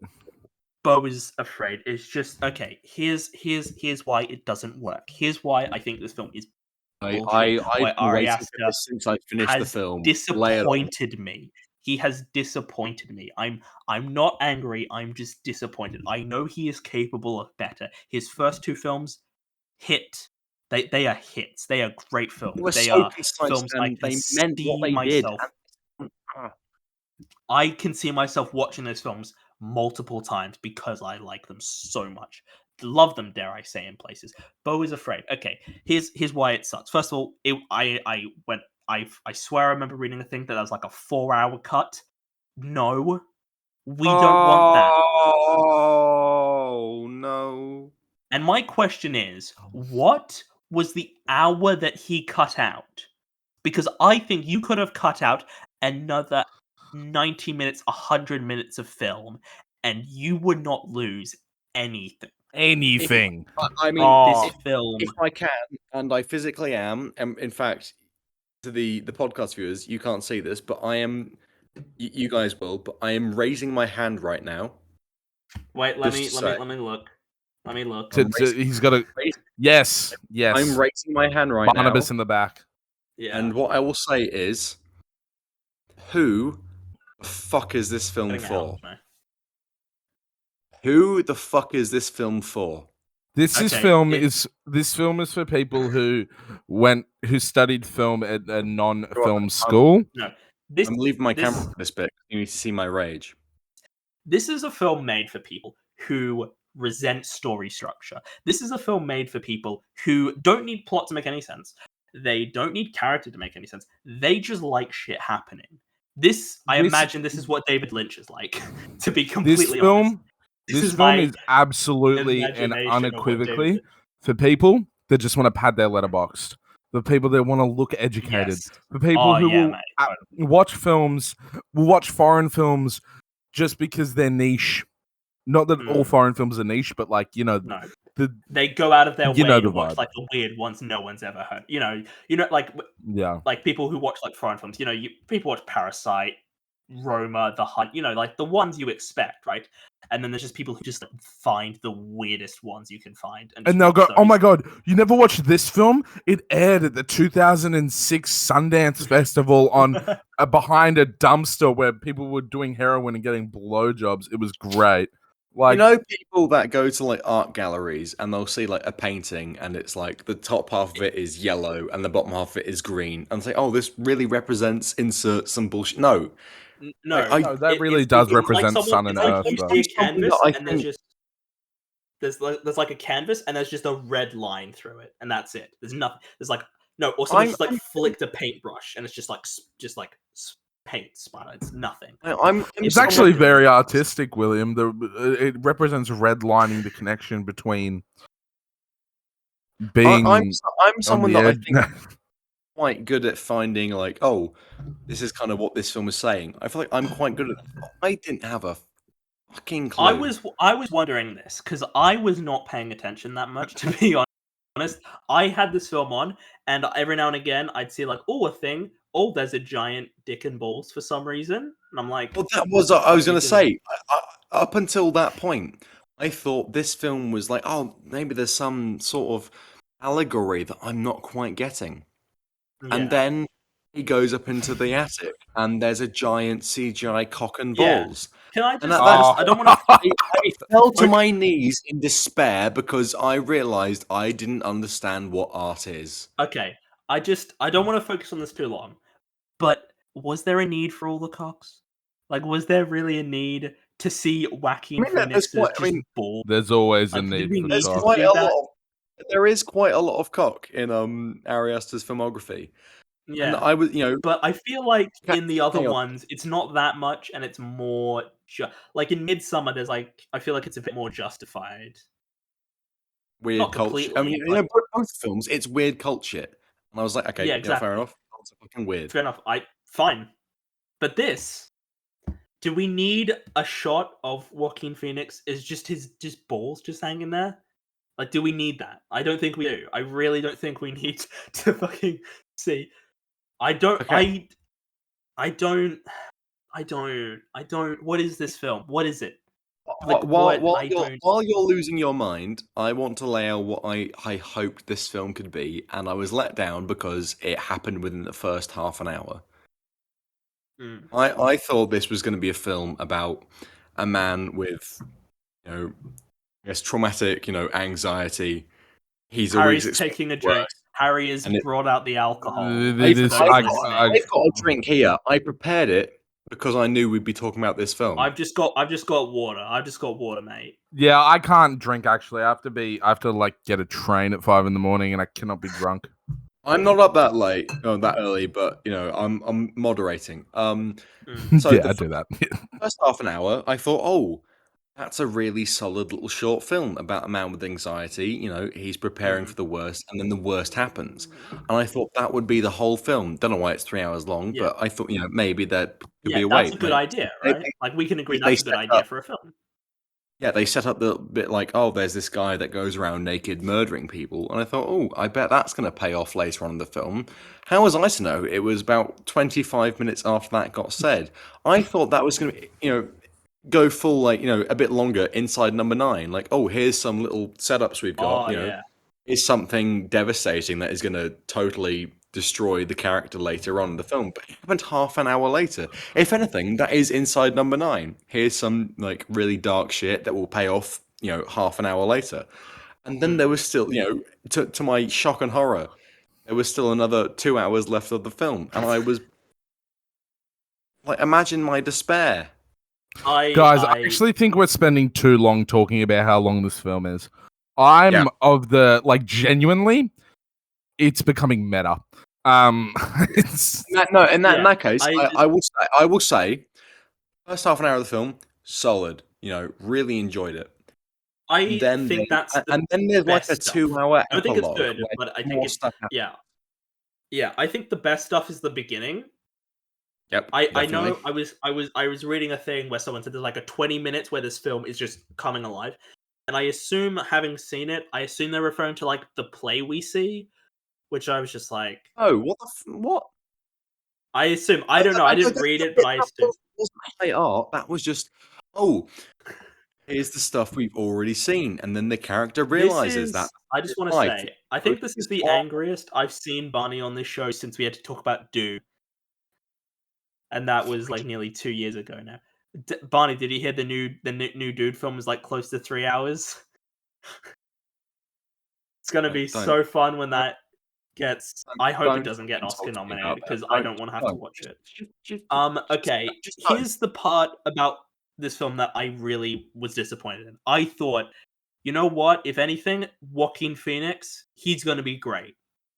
He's not. He's not good. Right. He's usually. As it went on, it was like, we did it. I'm a bit. I'm so moody. Fuck off! Come on, dude. Oh my god. There's no progression. Yeah. He's just being the same kind of. I understand there are people out there that have anxiety that controls their lives, but in a film, I expect there to be some progression, and he doesn't.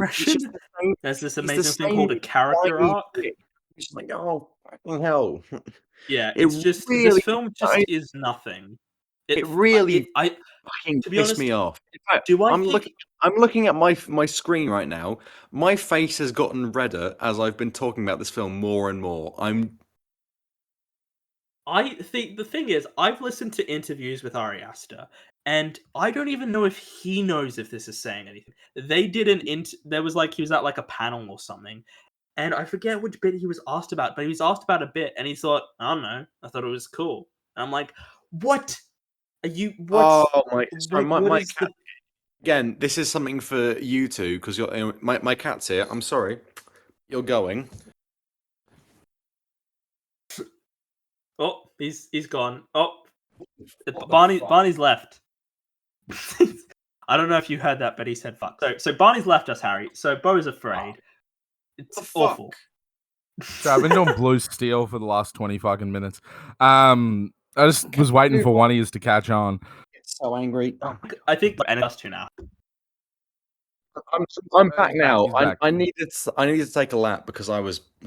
Yeah, look, it sucks. Ari Aster. I'm going to shut up for a bit. Harry, say your piece. Yeah, Harry, do you have anything you want to say about this film? Like, not really. Like, with all due respect to Ari Aster, see, that's the thing as well. It's a 3-hour film, and there's nothing to say about it. I watched it, and I was like, okay, so am I going to get paid for that? Because I feel like the fact that I just watched that film for free, and if it was an hour, or if it was an hour and a half, even maybe. And I want those $7 back. Oh, you paid to watch it. Oh, I made sure not to. On Amazon Prime, and I want that money back. I'm fucking furious. Oh man, I think the fact that this is a 3-hour film and we have nothing to say about it, that is astonishing. And it's not because we're left speechless. It's just I want to move on to the next film because I'm. Yeah. I'm not even shitting. This film's a 4, maybe a 3. Was the end. I just want to quickly say. I think that means. Go on. I just want to quickly say the end bit where Joaquin Phoenix is in that boat and it flips. I had to rewind because I had no idea. I was like looking away, and then there's just a boom, and it's flipped over, and I'm like, "Sorry, what?" And I just like clicked back a few seconds, and I'm like, "Oh, so it just." This Just was flips. a point I was about to get to. He's in his little boat at the end. He's being on like some weird trial or something, and the boat flips Spiritual over. I was like, bullshit. okay. And by that point, I was like, okay, this film's probably going to go on for a bit longer. And then I went on my phone. I was looking at internet memes, and then I look up and I see, the credits are happening, and I was like, oh shit, the film fucking ended. And I like, oh, I better rewind that. I didn't even know the film ended because I just I for those of you listening, I feel like I can see myself in this camera and I'm just getting wide-eyed because I'm just like, what even is this film? What is this? What is this film? I can feel my body dying. I don't even I look, is there anything to like about it? There's some nice shots. The score is okay. The production is fine. The editing though, I felt like this is a film that feels like it's a director's first time. Ari Aster has made 2 films prior to this. This film feels so amateurish. It feels like an amateur made this. And I'm like, Ari Aster's better than this, right? I'm just remembering Hereditary and Midsommar. Like, those are well-directed films from my memory. I'm not like... They are very good films in terms of how they're directed. I'm not just misremembering, like, because this film feels like... What the fuck happened? What happened between 2019 and 2023? I don't know what has happened. This film, there is nothing to say, and there's 3 hours, and it wasted my time. Unfortunately, that is unfortunately, it was a film, and unfortunately, William's like, "Hey, let's talk about Beau is Afraid." So unfortunately, I watched regret it. that. I'm so sorry. I'm at fault. I made us cover Ari Aster's film to talk about. I was going to see it eventually, but thank fuck I got a reason to talk about how shit it is. Just so I can do something really I never have to watch it again. I never have to watch it again, and I am forever grateful for that. I will never Can I do something? Can I do something that would be really therapeutic? Sure. It will be brief. I'm going to say one of your names, in turn, and we're going to give the number that we rate it because I think this is going to be beautiful. That's good. All right, cool. In that case, let's start with me. Barney, 4. Harry, 3. William, 4. And I think that's generous. I was sitting on a 5. It's a 4. It might even be a 3. I nearly went to a 5, and then it just kept. Oh, yeah. Okay, done. We're done. Moving on. Next film, Evil Dead Rise. Didn't say it. Great. Okay, fine. You have no interest in it. That's totally cool. Great film. Loved it. Thought it was very good. I saw this. Evil Dead. Love Evil Dead. I can be happy here. I really now we can talk about a good film and we can be positive for a bit. I loved it. As a fan of Evil Dead, as someone who loves Evil Dead 2, loves Army of Darkness, thinks the first Evil Dead's pretty solid, and the 2013 one's good. Ash vs. Evil Dead, one of my favorite shows. Evil Dead Rise gave what I wanted. I didn't need it to be connected. I was hoping maybe that Pablo or whoever would show up from Ash vs. Evil Dead. That would be fun. That would have been fun. Awesome. But you know what? I don't always need fan service, and you know what? It gave me what I wanted. Fantastic. Okay. I'm fine with that. I'm totally fine with that. It was an Evil Dead movie. Also, some nice representation. That was a trans actor. Didn't know they were trans, by the way, until afterwards. Yeah, no, I didn't realize. I don't think this is my favorite of these films, but I think in terms of direction and a script, I think this is the best crafted. Wait, Barney, Evil Dead Rise. As someone who you're not as big of a fan, I mean, I gave one of them a fucking 10. So, we're approaching this from a different You're a bigger fan than I am. Me and my mate, we've got kind of every now and then we'll go see a film together. We call it the bro date, where we'll just go and see a film together because we're the ones that want to. And we saw Evil Dead Rise, and we had a great time. I really enjoyed it. I thought it was a really, what I love in film is, I'm a big sucker for, setup, other stuff, payoff, bam. And there was a lot of that I really liked in Evil Dead Rise.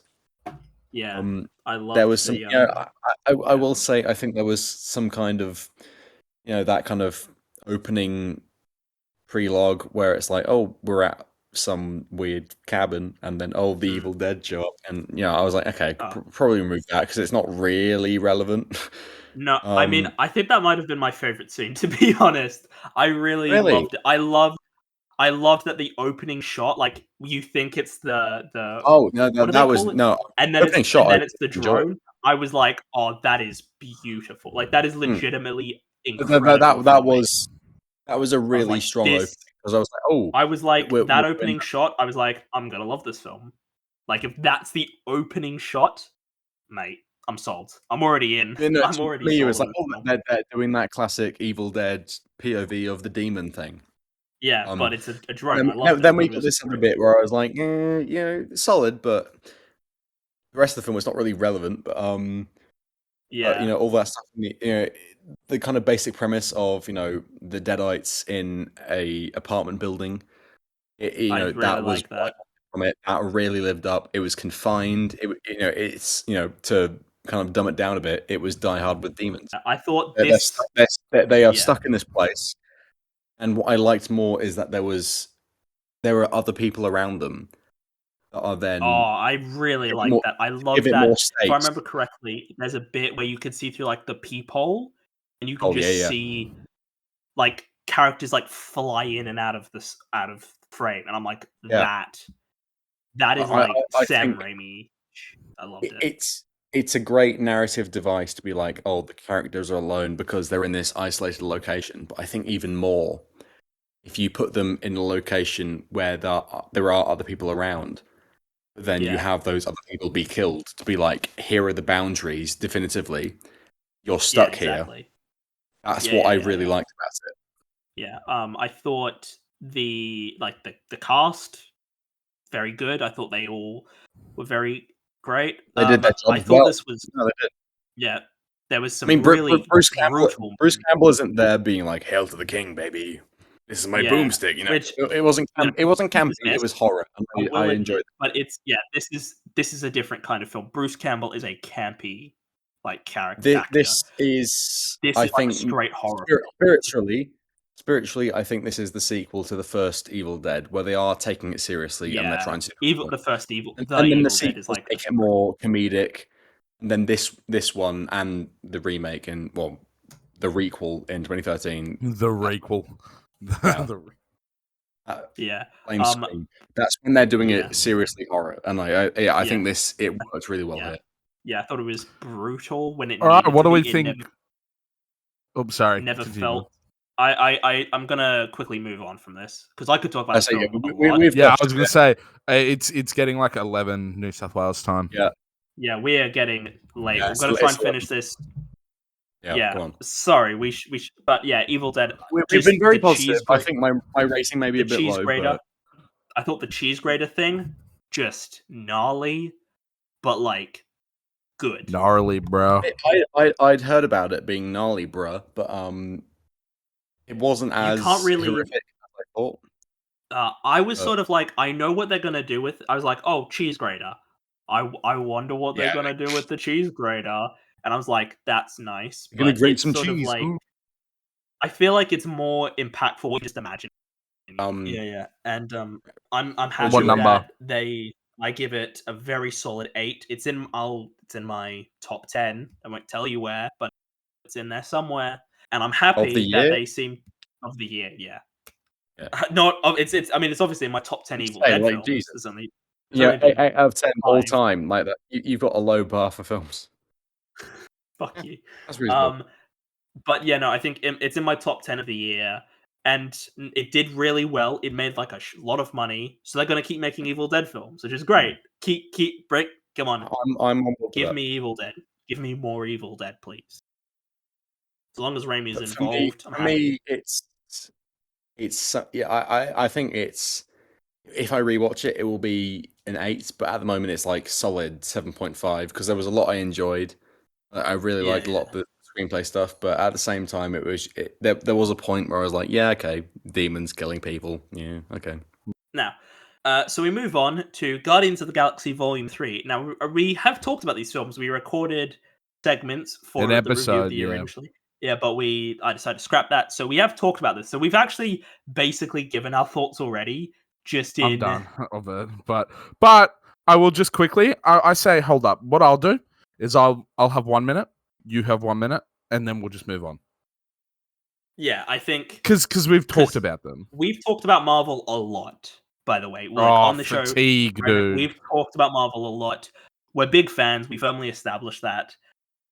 We're fans of these films. And look, to be honest, I'm kind of done. Like this is a general Marvel thing. This isn't really Guardians 3's fault, but I am kind of done with Marvel. Like, actually, no, I have more to say than that, William. I haven't even talked about the film, but Harry, you make your point now. This is just in Marvel in general, and I'm sorry, but I am so fucking sick of the Marvel fan base. It hasn't been good since Endgame. It hasn't. This movie sucked. This movie. No. We liked Moon Knight when it came out. Loki was good. Moon Knight was good. WandaVision was good. Arguably, Falcon and the Winter Soldier was good comparative to like She-Hulk. I mean, Miss Marvel, like that was actually the Miss Marvel was actually a good show. Fucking, let's talk about the films. Right. We know that I actually liked the fourth I liked film. It too. I liked it too. That's a tongue twister. No, I didn't mind it. Right. If you listen back to the review of the year from last year, the person I was recording with, they hated Thor 4. What a discussion it was. And they were more upset because of how they used Christian Bale and Gore as a character, which, fair enough. But like, yeah, and yes, I think that's valid. We have but this recently we've had letdowns. Ant-Man was a letdown. I'd say Doctor Strange was a bit of a letdown. And I'd say that the Marvels was a letdown if you've seen it. Yeah. But Guardians 3... I have not seen the Marvels, but we'll talk about it next. Guardians 3... I loved it. I genuinely loved it. I thought it's a really great way to cap it off. I think that we've spoken about this, not much point having the whole... Adam Warlock. Yeah, it was Adam Warlock. Yeah, Adam Warlock. He was in the film, but he was kind of Will Poulter. He was just kind of used as like comedy fodder. And it was like, although it was good, and I get that's the Guardians theme, they could have used Adam Warlock a little bit more. Other than that, it's just another Chris Pratt movie with a Beastie Boys fight scene, like slow-mo Beastie Boys scene. This was the year of Chris Pratt. I'll lay out my thoughts now. You're not as big of a Marvel person. No, I would say I am the resident. Have you done a Marvel episode? We did Spider-Man, so I feel we've got Spider-Man, but I think I would less say of an MCU guy. I'm the resident Marvel skeptic. I do like what they do, but some more than others. What I think I can confidently say is this is the last Marvel film that I can see myself really enjoying. I really enjoyed Guardians 3. You're not as sold on Guardians as a lot of people are. No, I think they get progressively better with each film, which people love their first Guardians film, but I've seen other stuff James Gunn has done. I think Guardians 2 is underrated, and I think top 10. I mean, it's not masterpiece, but I think it's a really good film. This one I really enjoyed. There is definitely stuff that I think I would take issue with. I'll get into that in a moment, but I overall I think this is my favorite Guardians film. Yeah, I think I might be the least positive then.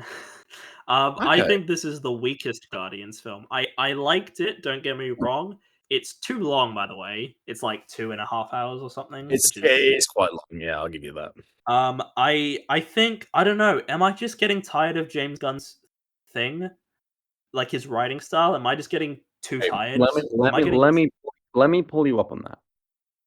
Because I think James Gunn's writing style is not the issue. I think it's the way Marvel uses James Gunn, and there are flecks of that within this film where they get to let him be James Gunn and going for kind of twisted weird shit like spoilers, as this is the whole episode being, where Chakudi, whatever his name is, this is like face high at the end. evolutionary. Yeah. Yes. That's he gets, great. yeah. I like that. And I mean, I'll say now, I'll sound like a psycho, but when he got his face ripped off and he's just kind of his bare flesh, I was like, man, I could really go from spare ribs right now. Like he looks like some well marinated ribs. I could go for some, but there are moments like I think there's a bit early in the film. No, sorry. Yeah. They're like infiltrating some place, and there's I mean it's been 8 months or whatever since I've seen the film, but there's some kind of like weird twisted shit that I think now that James Gunn has got a bit more clout in Marvel, he's able to do a bit more of that. Yeah. And it's Superman's good. Well, yeah, no, exactly. It's the sort of stuff that I saw in the Suicide Squad, which made me love it. Where James Gunn gets to go back to stuff like Super, where he gets to do Super's great. Super's his best film, I think. where he gets to do some wacky, dark shit. Where it's like, oh, it's funny, but it's dark. He got to do a bit more of that, and there was a lot of that in the Suicide Squad. So I hope that now he's more in control and he's not bowing down to. He's Marvel. literally the head guy at DC. He could do what the fuck he wants with DC. I really hope we get a bit more, classic dark, really dark comedy guns. I hope so. I hope James Gunn's DC is great. I want it to be great. I don't think I've said it on this podcast, but I've said before that James Gunn hits like I find a lot of his films funny, but some of his, the Guardians films don't quite do it for me. As they go on, they do it more. Also, as they go on, exactly. Slightly. And I find a lot of his film, a lot of Super, I find moving. Guardians 2, I find moving. And the Suicide Squad, I find bits of that moving. Guardians 3 and 1, 3, I'd find a bit more than 1, I think, because it's like all the quirky tree characters dying, but bits of 3 I also like. I like it in theory. The whole no, Rocket's friends are dying, and basically the moment his the flashback started and he's got like some friends when he's in animal testing, I was like, yeah, okay, they're probably gonna die.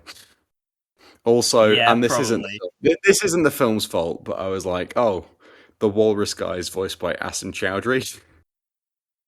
Wait, really? Yeah, Teefs. Teefs. I've seen bits of Some People Do Nothing, as well as Inside Number 9 he's an episode of, but Asim Chowdhury, to me, mostly is a Taskmaster contestant. Yeah. So I was like, okay, the worst season. I think it's the worst season. It's still a very good season, but it's the weakest. Yeah, that's Asim Chowdhury. That's it's not really. Yeah, he's a at the same personality. time, I think the thing that kind of ruined it for me was like the voice for young Rocket Raccoon it's just Bradley Cooper. I did not care for... They've turned the pitch up to like it's some Alvin and the Chipmunks type shit. Yeah, it is. No. I'm not a fan of that whatsoever. That bit didn't work for me. There was a bit where I nearly cried, and it was towards the end. Hang on, before you say that, I think the worst bit for me was when like oh no, Lila and Teefs and the other one I don't remember the name of, they died, and we get high pitched Bradley Cooper going no. See, that's why that emotional moment doesn't work, because I don't think he sells it well. The bit the bit that got me was towards the end when they're about to leave, and then Rocket just walks in to like that room with all those animals, and there's just all those tiny let's all go. Yeah, no, that worked for me. And I was like, that is beautiful. That is a legitimately beautiful tear-jerking moment. Like the kind of pinnacle for me of James Gunn doing emotional with meaning is Rats are the lowliest and smallest of all creatures, my love. If they have meaning, then so do they all in the Suicide Squad. Yeah. That really got me. But Yeah. That's the whole film right there. That is the Suicide and it wraps. I think it wraps up some arcs really well. Instead of Drax dying in some great sacrifice or heroic way, he does what he was supposed to do from the start. His whole character. The only reason he's ever angry, the only reason he's the Destroyer, is because he was a dad that lost it. Like, yeah, no, I really enjoyed that. That's one of the things where I was like, you know what, fucking hell, James Gunn. And I think that was one of the best wrap ups. I know that we're going to see more of Star Lord. I think it's my favorite.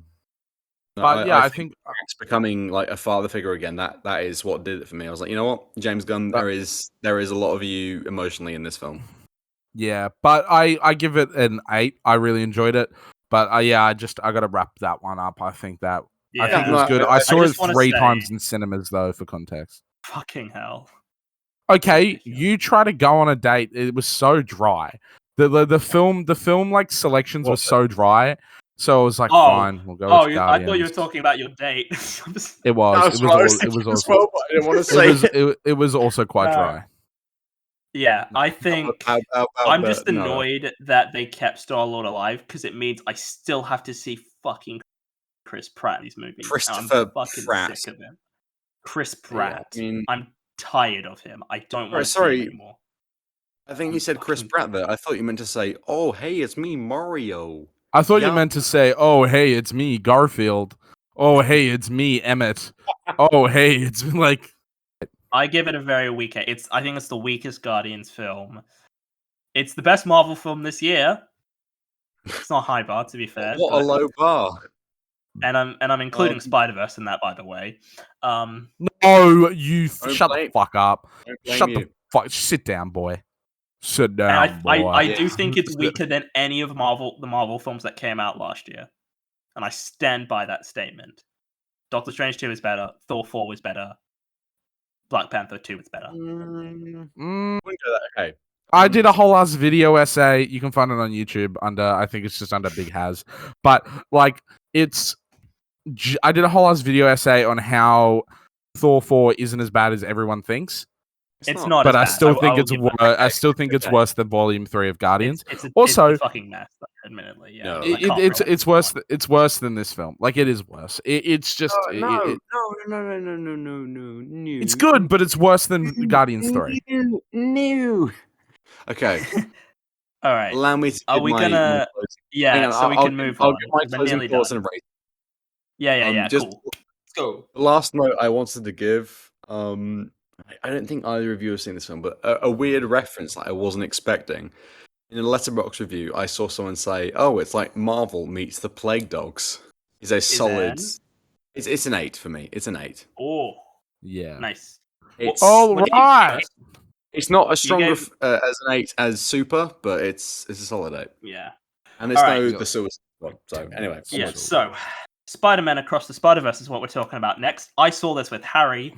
The only time we've ever seen a film together, and we've known each other for 2 years now. 2 years. Nearly 2 years. I've got a feeling that this section is going to make life feel very long. All right, cool. So I've seen this film twice. I saw it opening day because I saw it once, and then I saw it a second time. I saw it a second time because one of my friends wanted to see it, and I saw it with Harry as well. So I saw it with Harry. I became sick after watching that film. I actually became ill. That's afterwards. how evil this film is. I don't know. So look, against it. This film, by the way, became the highest rated film of all time on Letterboxd. It's not anymore because they changed their system. Give me one moment. New highest rated film. Go on. The new highest rated film on Letterboxd is Harakiri. Far more accepective because that's a great film. That's a much better choice. So, Spider-Man Across the Spider-Verse. I loved the first one. Go listen back to the Spider-Man. I really liked the first one. Yeah, very good film. I love the first one. I love most of the Spider-Man films. This film, first of all, putting aside all the controversies with just the crunch time, with all the bad publicity that's come out of the film. What a bit of animation. Post-release. It's just, I feel like it's so obviously not better than the first one. Like no offense if you love this film, but the first one is better. Like this film, Barney, we've talked about this before. I've gone into so many disagreements with people who say this film, even if it had the plot of a Paw Patrol film, it's still an 8 because of the animation. That is bullshit. That is superficial. That is an awful take. Visually, a film can be great, but the story is more important to me. Look, I cannot deny it. This might be the best looking animated film ever. Maybe. Don't know if I agree with that. It's up there. I mean, I think I prefer the look of. I think the look of something like Puss in Boots 2. Maybe I prefer that just a little bit more. Maybe stop motion also looks pretty damn good. This film, it feels like style over substance. I know Harry's gonna explain why I'm wrong soon, but this film, it feels like it's style over substance. It's nearly 2.5 hours, and you could cut off the last 20 minutes. You could cut off the last 20 minutes, and the film does not. You could have ended the film at 2 hours, and I'd be okay with it, and it would be a solid 8. But that last 20 minutes bumps it down to a 7. That's my rating. That's like my feeling on the film. Okay, that's your thesis. Weirdly, I thought Harry was gonna be one end of the spectrum, and I'd be the other with you in the middle. But I think I'm the middle spectrum here. Because really, I thought I was going to be the middle. To be honest, I thought I was going to be way more. That's what I thought. That's sorry, crazy. Sorry, just a quick intermission. The viewers can't see this, but you two are in like well-lit rooms talking about how you don't like it. I'm out here stewing in the darkness, like I'm a fucking Sith Lord. fucking Emperor Palpatine. You're there going like, yes, good. And I have a 1-minute timer set on my phone for when it's my turn. Just so we can move on from this, because it is 10:30 when we're recording this, by the way, and it's 11:30 for Barney. It's fucking late. Yep, thank you. We've all got stuff to do tomorrow. I will be brief. Give me an extra minute on your timer, Harry. So, basically, I don't like the last kind of 20 minutes of this film because it is such, the first film was so, this is the film, done. This film was, here's a film, and then here's a little bit more. I think this film is solid, but I think it would be vastly improved if in this film, I think you can fix the structural issues if Gwen was the protagonist. Because we enter the film with Gwen being the first, here's the first character we see. It's Gwen. She's doing her thing.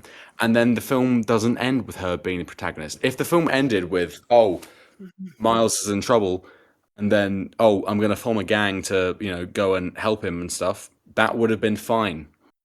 Have Miles be a main character, but don't have him be the protagonist, because otherwise it's just, oh my god, I've made it back to my universe. Oh, hang on a second, it's evil Mahershala Ali, and also evil me. Oh no, come back next time. Yeah, to quickly... Give me. You've got. Hang on. Wait. Hang on. I am going to time you here. Give me 30 seconds. Your time starts in 3, 2, 1, go. All right. So yes, I totally agree with everything you said. There is no protagonist. All right. There's no character arc. Look, the film could have ended. Gwen gets her character arc perfectly. It's great. I love it. That's really distracting me, Bonnie. Literally, if the film ended with Gwen reconciling with her dad, perfect ending. I'm happy. That's a solid 8. And then it rambles on for 20 minutes. This film just is not. I can't. I'm so sorry. I wanted to love this film, but they let me down. They let me down. All right. Give your ratings. Give your ratings, because when I go, we're done. I gave it a 7. I gave it a 7. Would have been an 8. Solid 7. All right. Last 20 minutes suck. Solid 7. Now, Miles Morales is a play on that Spider-Man character. Not a play, but he is a Spider-Man. Not Peter Parker, not your quintessential Spider-Man that everyone knows, but he's such a... Thank you, Donald Glover, for inspiring Miles Morales, by the way, because it is a great character. I think Gwen's world, and artistically we spoke about how it looks, it's phenomenal looking, but not just that. I agree. The last 20 minutes seemed like it was the start of the next film, not the end of this film. It's weird, and I agreed with you with that in the past, but I don't think that brings the film down at all. I just think okay, give me a cut that's 20 minutes without that. But I think the whole flip at the end of the different worlds is fun. I think Miles goes through a journey, and I think that it's a solid 8. It's not my favorite Spider-Man film of all time, but I don't think it's better than the first. But I still think it holds up, and it's a good part 1 to a 2-part story. All right, my timer went off. Tell Okay. you what. That is a You lower expect- score than I expected. Same. I was expecting a 9. It's gone down. It's gone down since I first I will watched it say because that, Harry, you I've did sat and I've well. stewed. You did well, Harry, and I think you fought your corner well. But I don't agree. But No, you have, I from disagree. I love Miles as a character, but I'm always going to be words- like, I love Peter. Peter. Like, I care so much more about the Plus, especially after the new Spider-Man game came out, when you can see how well and how efficiently a short Spider-Man story can be told, you tend to go, okay, well, like, you can do better in the genre. But we'll talk about. Harry, Okay, we're going to talk about Can Dial. I just say I thoroughly enjoyed your TED talk, and Thank you. in words of the film Rango, from one legend to another. Oh, thank you, sir. Great film, by the way. So we move on to the final film. By the way, sorry to listeners if this seems like we're speeding through this. We have talked about this film, and it is very late. Like, we all need to be going, so I do apologize. I'm Hopefully very next week. tired. I've got to go to work in the morning, and so does Harry. And I've also got work at 11. still So love you. like, yeah, no, don't. Hopefully next week we can record during the day, so we can like spend much more time talking about this film. We got more prep time. It should be good. Yeah, we will have. We didn't. This is because bit I mean we do love you, listeners. You know, you're a good Yes. crowd. We've seen you Yes. whispering to Except your that friends one about- person who just watches some seasons of TV shows but not others. And I'm referring know to who a you specific are. person. You know who you And are. I'm gonna send this to them. Fargo season And 5. I'm gonna tell them to listen to this. We and know I'm where keeping you this live. in. So No. the final film we're talking about, Indiana You Jones know and the Dial of who you Destiny. are. If you Dial may of remember, Destiny. Harry had not seen all the Indiana Jones films prior. Barney and I, big fans. Last Crusade, Big the best one. 10 out of 10. Harry, quickly, what were your thoughts on the other ones now that you've seen them? And then you can lead us into Dial of Destiny. Okay. I'm gonna go through them one by one. Harry, We talked about my thoughts. Okay, we talked about my thoughts on Raiders. I thought it was kind of boring, but like that's me being like a shit. Okay, Temple of Doom. This is honest. Temple of Doom as well. I was like, okay, it's another Indiana Jones movie. I didn't like it more than I liked Raiders, but I still thought it was okay. Fine. I'll The accept. Last Crusade, the third one, is the best one. The third one's the best one. Crusade. It's the most entertaining. It's got a bit of fun. It's before the rest in peace. Rest in peace. Andre Braugher. But yeah, The Last Crusade for me, it like Harrison Ford, Sean Connery. You can't see me. I'm like, holding my I think- hands up in victory. Wait, hold that pose. Screenshot. There we go. It does a good job. It does a Okay. really good job of summing up the other two films, but it also is somehow better than the other two films. Like the whole Yes. It's a the whole like classic letting go of the Holy Grail. I love that. Right? Oh, Junior. But Sean Connery. the one that Sean came out in Wolfman. 2008. What's the one that came out in 2008? Kingdom. Crystal. With the Crystal Skull. Yeah, that one's shit. You've already forgotten about it. I was like Shia LaBeouf, like cool. Shia LaBeouf's in it. That's the guy from Holes. And then Okay. Yeah. and then Dial of Destiny just seemed fatigued. It was the same thing with the new Jurassic World movie. We're just gonna keep like trying to revive 80s things as if it's like gonna work. Like I felt, if we just bring back the old cast that they liked from that one, if they liked them from this one, so we'll just bring them back. But everything in it just didn't feel earned. It felt weak. I think for how old Harrison Ford is, he does a good job. And I think that there are some good, like there are some okay performances in it. I think Phoebe Waller-Bridge is neither here nor there in the film. But yeah, she's inconsistent, but yeah. But I was just like, I don't know. It's like if we're gonna give my ratings of each film as well, just quickly. All right, hit me. What did I initially give Raiders? Because I haven't watched it since I first watched it. 7, I think. 7. I give Temple. Was it Whatever I gave Raiders, I give Temple of Doom a rating just below that. I guess. The Last I'll have to Crusade's go like back and listen to it. The Last Crusade actually I thought it was like an 8.5. That's solid. That's solid. Very respect. 'Cause we're Kingdom, Considering you didn't like Kingdom's like a 5 or a 4. That one sucked. Like just respectfully. Dial of I don't Destiny. dislike Dial of Destiny is like a 5 or a 6. It is. It is what it is. Ooh, it's a bit Okay. low, but yeah. So Dial of Destiny. This film I think is unfairly shat on. I think a lot of people hate this film, Waits to and say that till after I shit on it. It's just yeah, I think there are. Look. Is this nostalgia bait? Arguably. Did I love it? Yeah, I did. I liked it. I can't this film to me just was like it's just what I wanted. I don't care. Like I just was like this is fun. I'd like yeah, is it too long? Yes. It is too long. Yes. But I had a good time with it. I Barney, I'm going to say something and if you shit on it, I'm going to make you feel bad. I remember watching it and I was just like, man, wish my dad could have seen this because we were looking forward to this. This was see, Body's now made a face and now he can't. I was gonna feel like how an can arsehole, I shit on that? I would never shit on that because I mean I was looking forward to it too. And yeah, I can't shit on it. You know, no, but I think you I know. I enjoyed it. Yeah, you say that. Yeah, there is no reasonable reason I can shit on it. I think look, and I follow people on Letterboxd who've given this like a 3, given it a 4. I think this is in the middle. I think we can agree this is not as good as Raiders and Last Crusade because so few films are, but it's good. Like it's a good surely we can agree it's relatively. I think it's good. I've not It's- seen. it's not the worst. No, it's not the worst. We can agree that this is definitely not the worst. It's not. I've not seen Temple of Doom in a while. So give it based an on 8 or something, like a very weak 8 or something. And I remember really enjoying Temple of Doom, and to be fair, I was like 13 when I last watched it. Yeah, but this one, yeah, it checks out. But this one I enjoyed.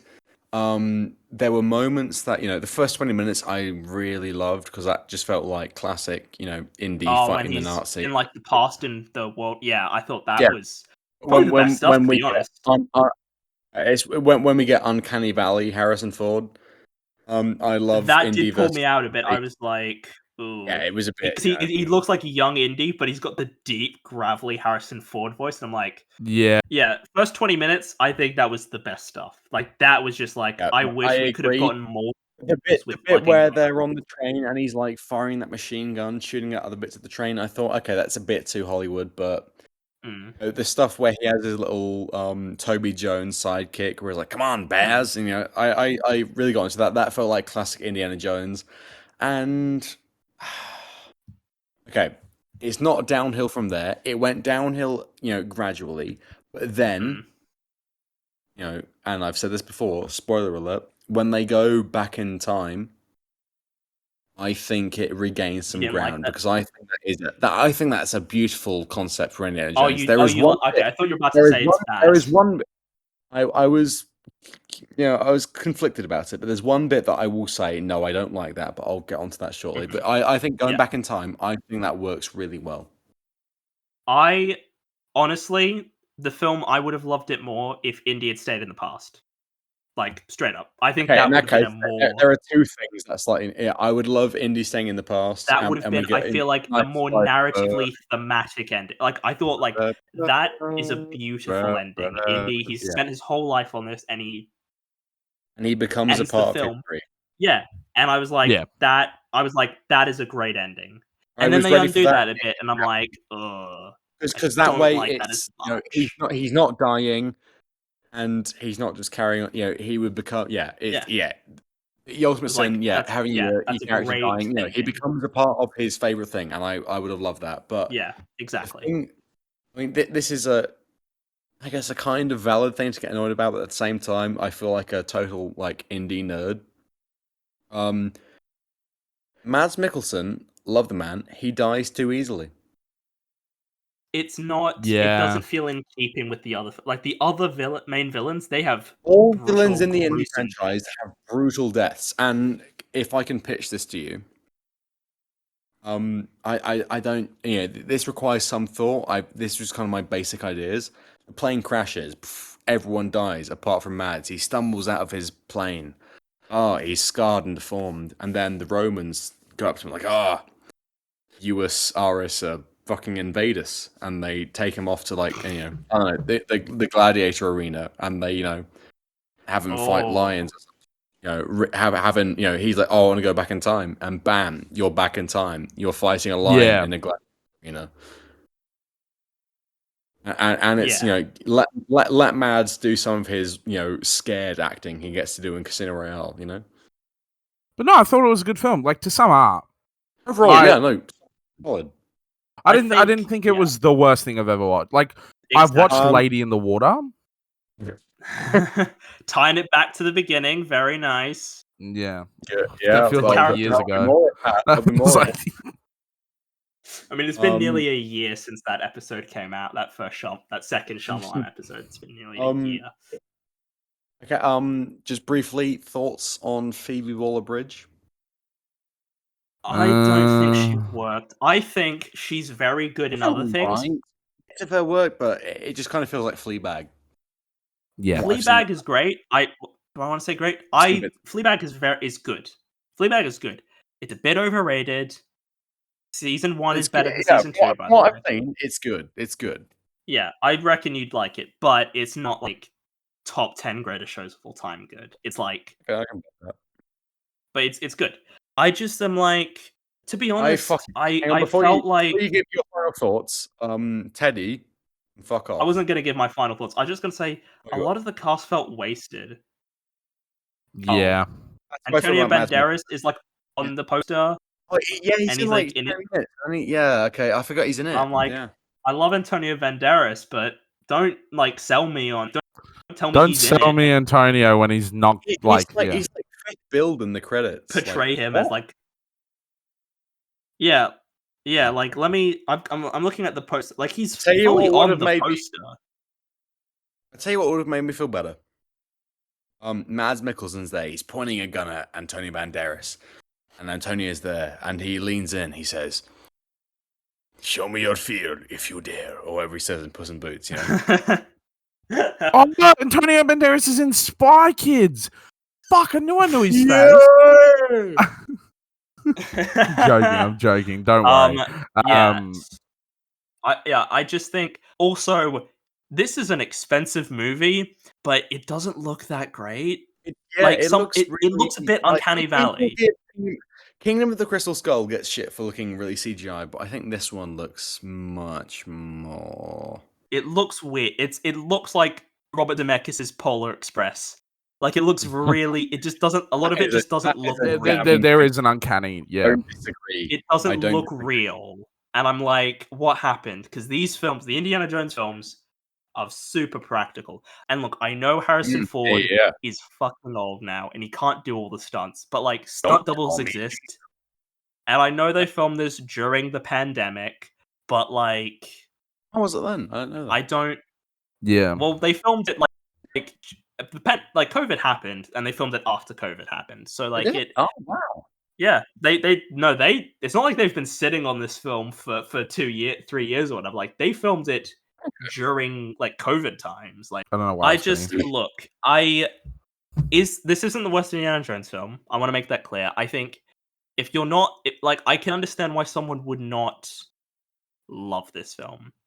This is a film that like, is it a flawed film? Yeah. Is it messy? Sure.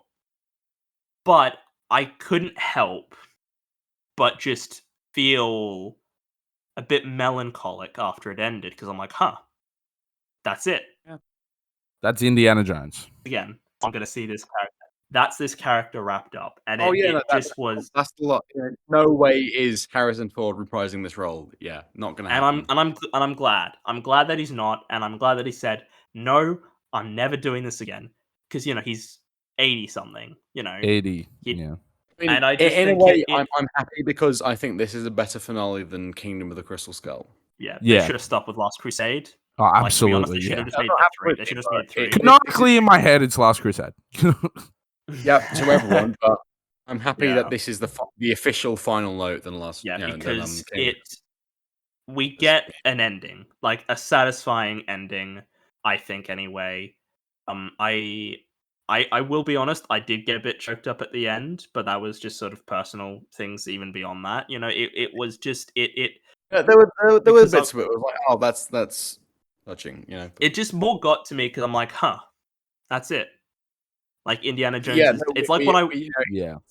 to say it's how that I felt Indy is. after watching Better Call Saul, where I'm like, huh, Hmm. that's the end.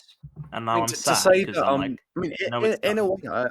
way, I felt really privileged because you know, Indy is up until 2007 or 8, he was a product of the 80s. You know, that was when it ended, and then it got brought back, and then he got brought back again in the 2020s, and you know, it's not a pride, but I do kind of feel like a slight sense of honor, like okay, my generation is seeing the official last of Indiana Jones. Yeah. Yeah. There was Yeah, and yeah, I like this film. Do I get that like it's not that great really, but like it's just As long as you like it, that's what makes a good I film. say for what it is. Like that's I the had a good purpose. time. Yeah. I enjoyed Indiana Jones and the Dial of Destiny. I It will say gave me what I wanted. It's how I was with Spider-Man No Way Home, where it's like, is this like the greatest film ever? No. But did But I I got get Toby what and I Andrew. wanted? But you Exactly. got No Harry. Way Home Right? gave me exactly what I wanted. You got Harrison. And You got John Rhys Davis, even though he's a bit of a prick. But you got Sally. You know. I give it arguably a generous rating. I give it an 8. I look, Okay, interesting. it gave me what I wanted, and I think Valid. that's fine. I think I don't blame I'm you. not I don't blame you. I try not to be snobby. I'm like, look, is this film trying to be much else? I don't think it is, and I got what I wanted from this. We covered an incredibly artistically snobby film just before. Exactly, and it gave me fuck all. 5 It gave less me than nothing. 4 out of 10. Yeah. Yeah, I think it. I Dial of will Destiny raise is like, my drink to you. yeah, my bottle of water is empty. I just I got what I wanted Raise your from it. plastic dolphin choking bottle to me. It like that's just all I could say is I got what I wanted from the film. It's not the best film ever. I'm Not the arguably being a worst. bit generous, but It it's not that was bad. no more Some than people I are expected. No, it's not bad at all. yeah. Solid, Some people solid. are incredibly Solid. harsh about the film, and I've got like a sentimental factor to it. Like I can't not have that. Because this Indiana Jones got me. I just want you to know that this is a completely judgment-free zone. My third favorite film of all time is American Pie. Yes, and William, you will forever give me shit for giving The World's End 10 out of 10. I mean, valid that's rating. that's valid though. It's a bit but generous. I love that film, but it's a bit generous. Go listen to our Edgar Wright episode. I just think this like film is like it. Indiana Jones got me into film along with Star Wars. I can't not have some sentimentalness. No, like an eight. No, like 8 is valid. End it because me and Harry will, I mean, Harry isn't a big. No, indie it's just fan. I feel like I know people who are going to give me shit for this if I said that. Oh, Dial of Destiny, I gave it an 8. Well, just step Well, backwards. like fuck them. I'm gonna take the reins here. Hey, I'm being generous, but I'm explaining why I think why I think it's fair, and I just think I think it's like if you connect with the film more, then I think that's fine if you give it a higher rating. Like I think it's I understand it's not the best thing ever, but like I got what I wanted from it. I had fun with it, and I can't pretend that I wasn't engaged with it. That I don't like. It holds sentimental value to me, regardless of whether even if on a rewatch I like it less. It still has something for me, and I have to. Because this is the end of something that like means a lot to me. This franchise means a lot to me. This is something that I grew up watching these films, man. I've seen these films so many times, and they hold up, and I love them, and they will always be something to me. They will always be something special to me, man. And I mean, I mean, I will join us camp to you. I think that in my memory of film, I think Indiana Jones is the first franchise, in film that I remember. I remember when my dad first, 2012, I want to say, was when my dad first. Yeah, I wasn't that old, but my dad was watching it and he was like, "Hey, join in." And I remember watching Indy for the first time. We split it into two halves. We got up until the point just before the truck action sequence, and then we picked it up the following night. And I was being traumatized by the face melting scene. I look back on it as a fun memory because I remember even without I remember loving the film. So yeah, similar to you, Indy holds a strong nostalgic but also high quality memory for me. And I didn't love Dial of Destiny, but I liked it. I enjoyed it, and I'm happy that Indy is able to go out on a positive note. So I will give it a 7 out of 10. Well, that wraps us up for this part. There we go. Up for part First 1. half. Thank you for joining us. It is so late. I'm so tired. I've got Wait, work in the morning. hang on. We may be tired, but hang on. I can't do another character. I genuinely have to go. No. I actually have to go. Like, I don't have time. I believe this is an incredibly quick character. Who's a, oh, hello, it's me, Quick Speed Paul McCartney. I said I'd be back, and I'm back, Okay, so thank you all for listening. So thank you all very much for watching, or Thank listening. you all. We're really proud. 1 second, William. I'm doing the thing, Like, we're really happy that you came along for this first half. We'll see you again in the second half. Review of the year part 2. The bigger half. Anyway, I'll see you later. I wonder if I've gone Geordie. Fucking hell! I've changed accent. Oh well, hang on. So next week, I hope you all tune into next week. We're I'm off. Wait 1 second. I'll be gone. I thank you for coming along. I'll see you later. Have a good night. I've gone Michael the Geordie from Alan Park. Oh, fuck it. Go away, Paul. Go away. No one wants you here. So, thank you for listening to this week's episode. I hope you tune in for next week. We've got some heavy hitters next week. We've got Oppenheimer, Barbie. Where do we all land on the Barbenheimer thing? David Fincher's film The Killer. Killers of the Flower Moon. How do we think about what do we think about that old Scorsese fella? Saltburn. I've seen it. Thank you all for listening to this week's episode. Harry, thank you for joining me. I can feel like Harry is literally ready to run out of the room because he's got to catch a train in Harry's going to fall dead asleep. I've got a train to catch, so I've got to clean my room before I leave. Okay. I've got to pack, and then I've also got to run to the Westfield before it shuts. It shuts at midnight, and in that case, pick up a few things. Well, give us your speed run outro. And Barney has joined us as well. Top of the morning to you, laddies. My name is Jackson. Come on. Barney has joined us again. Thank you for joining us, Barney, after being away for so long with your I will life. Be back more regularly. Don't worry. I'll be back. And tell you who else will be back. Merry Christmas, everyone. Yes. This is coming out after Christmas, Harry. But if we're recording this, but thank you. Hope you all listening had a good Christmas. Me, William, I hope you all had Harry and Paul. A happy holidays that we're all talking over. That seems appropriate. Just to end the episode. Tell you what, Barney, you're cutting out. Fuck. Okay, everyone, thank you for listening. Bye. And I'll see you all next week. Tweet us in. Bye. It's me, Paul.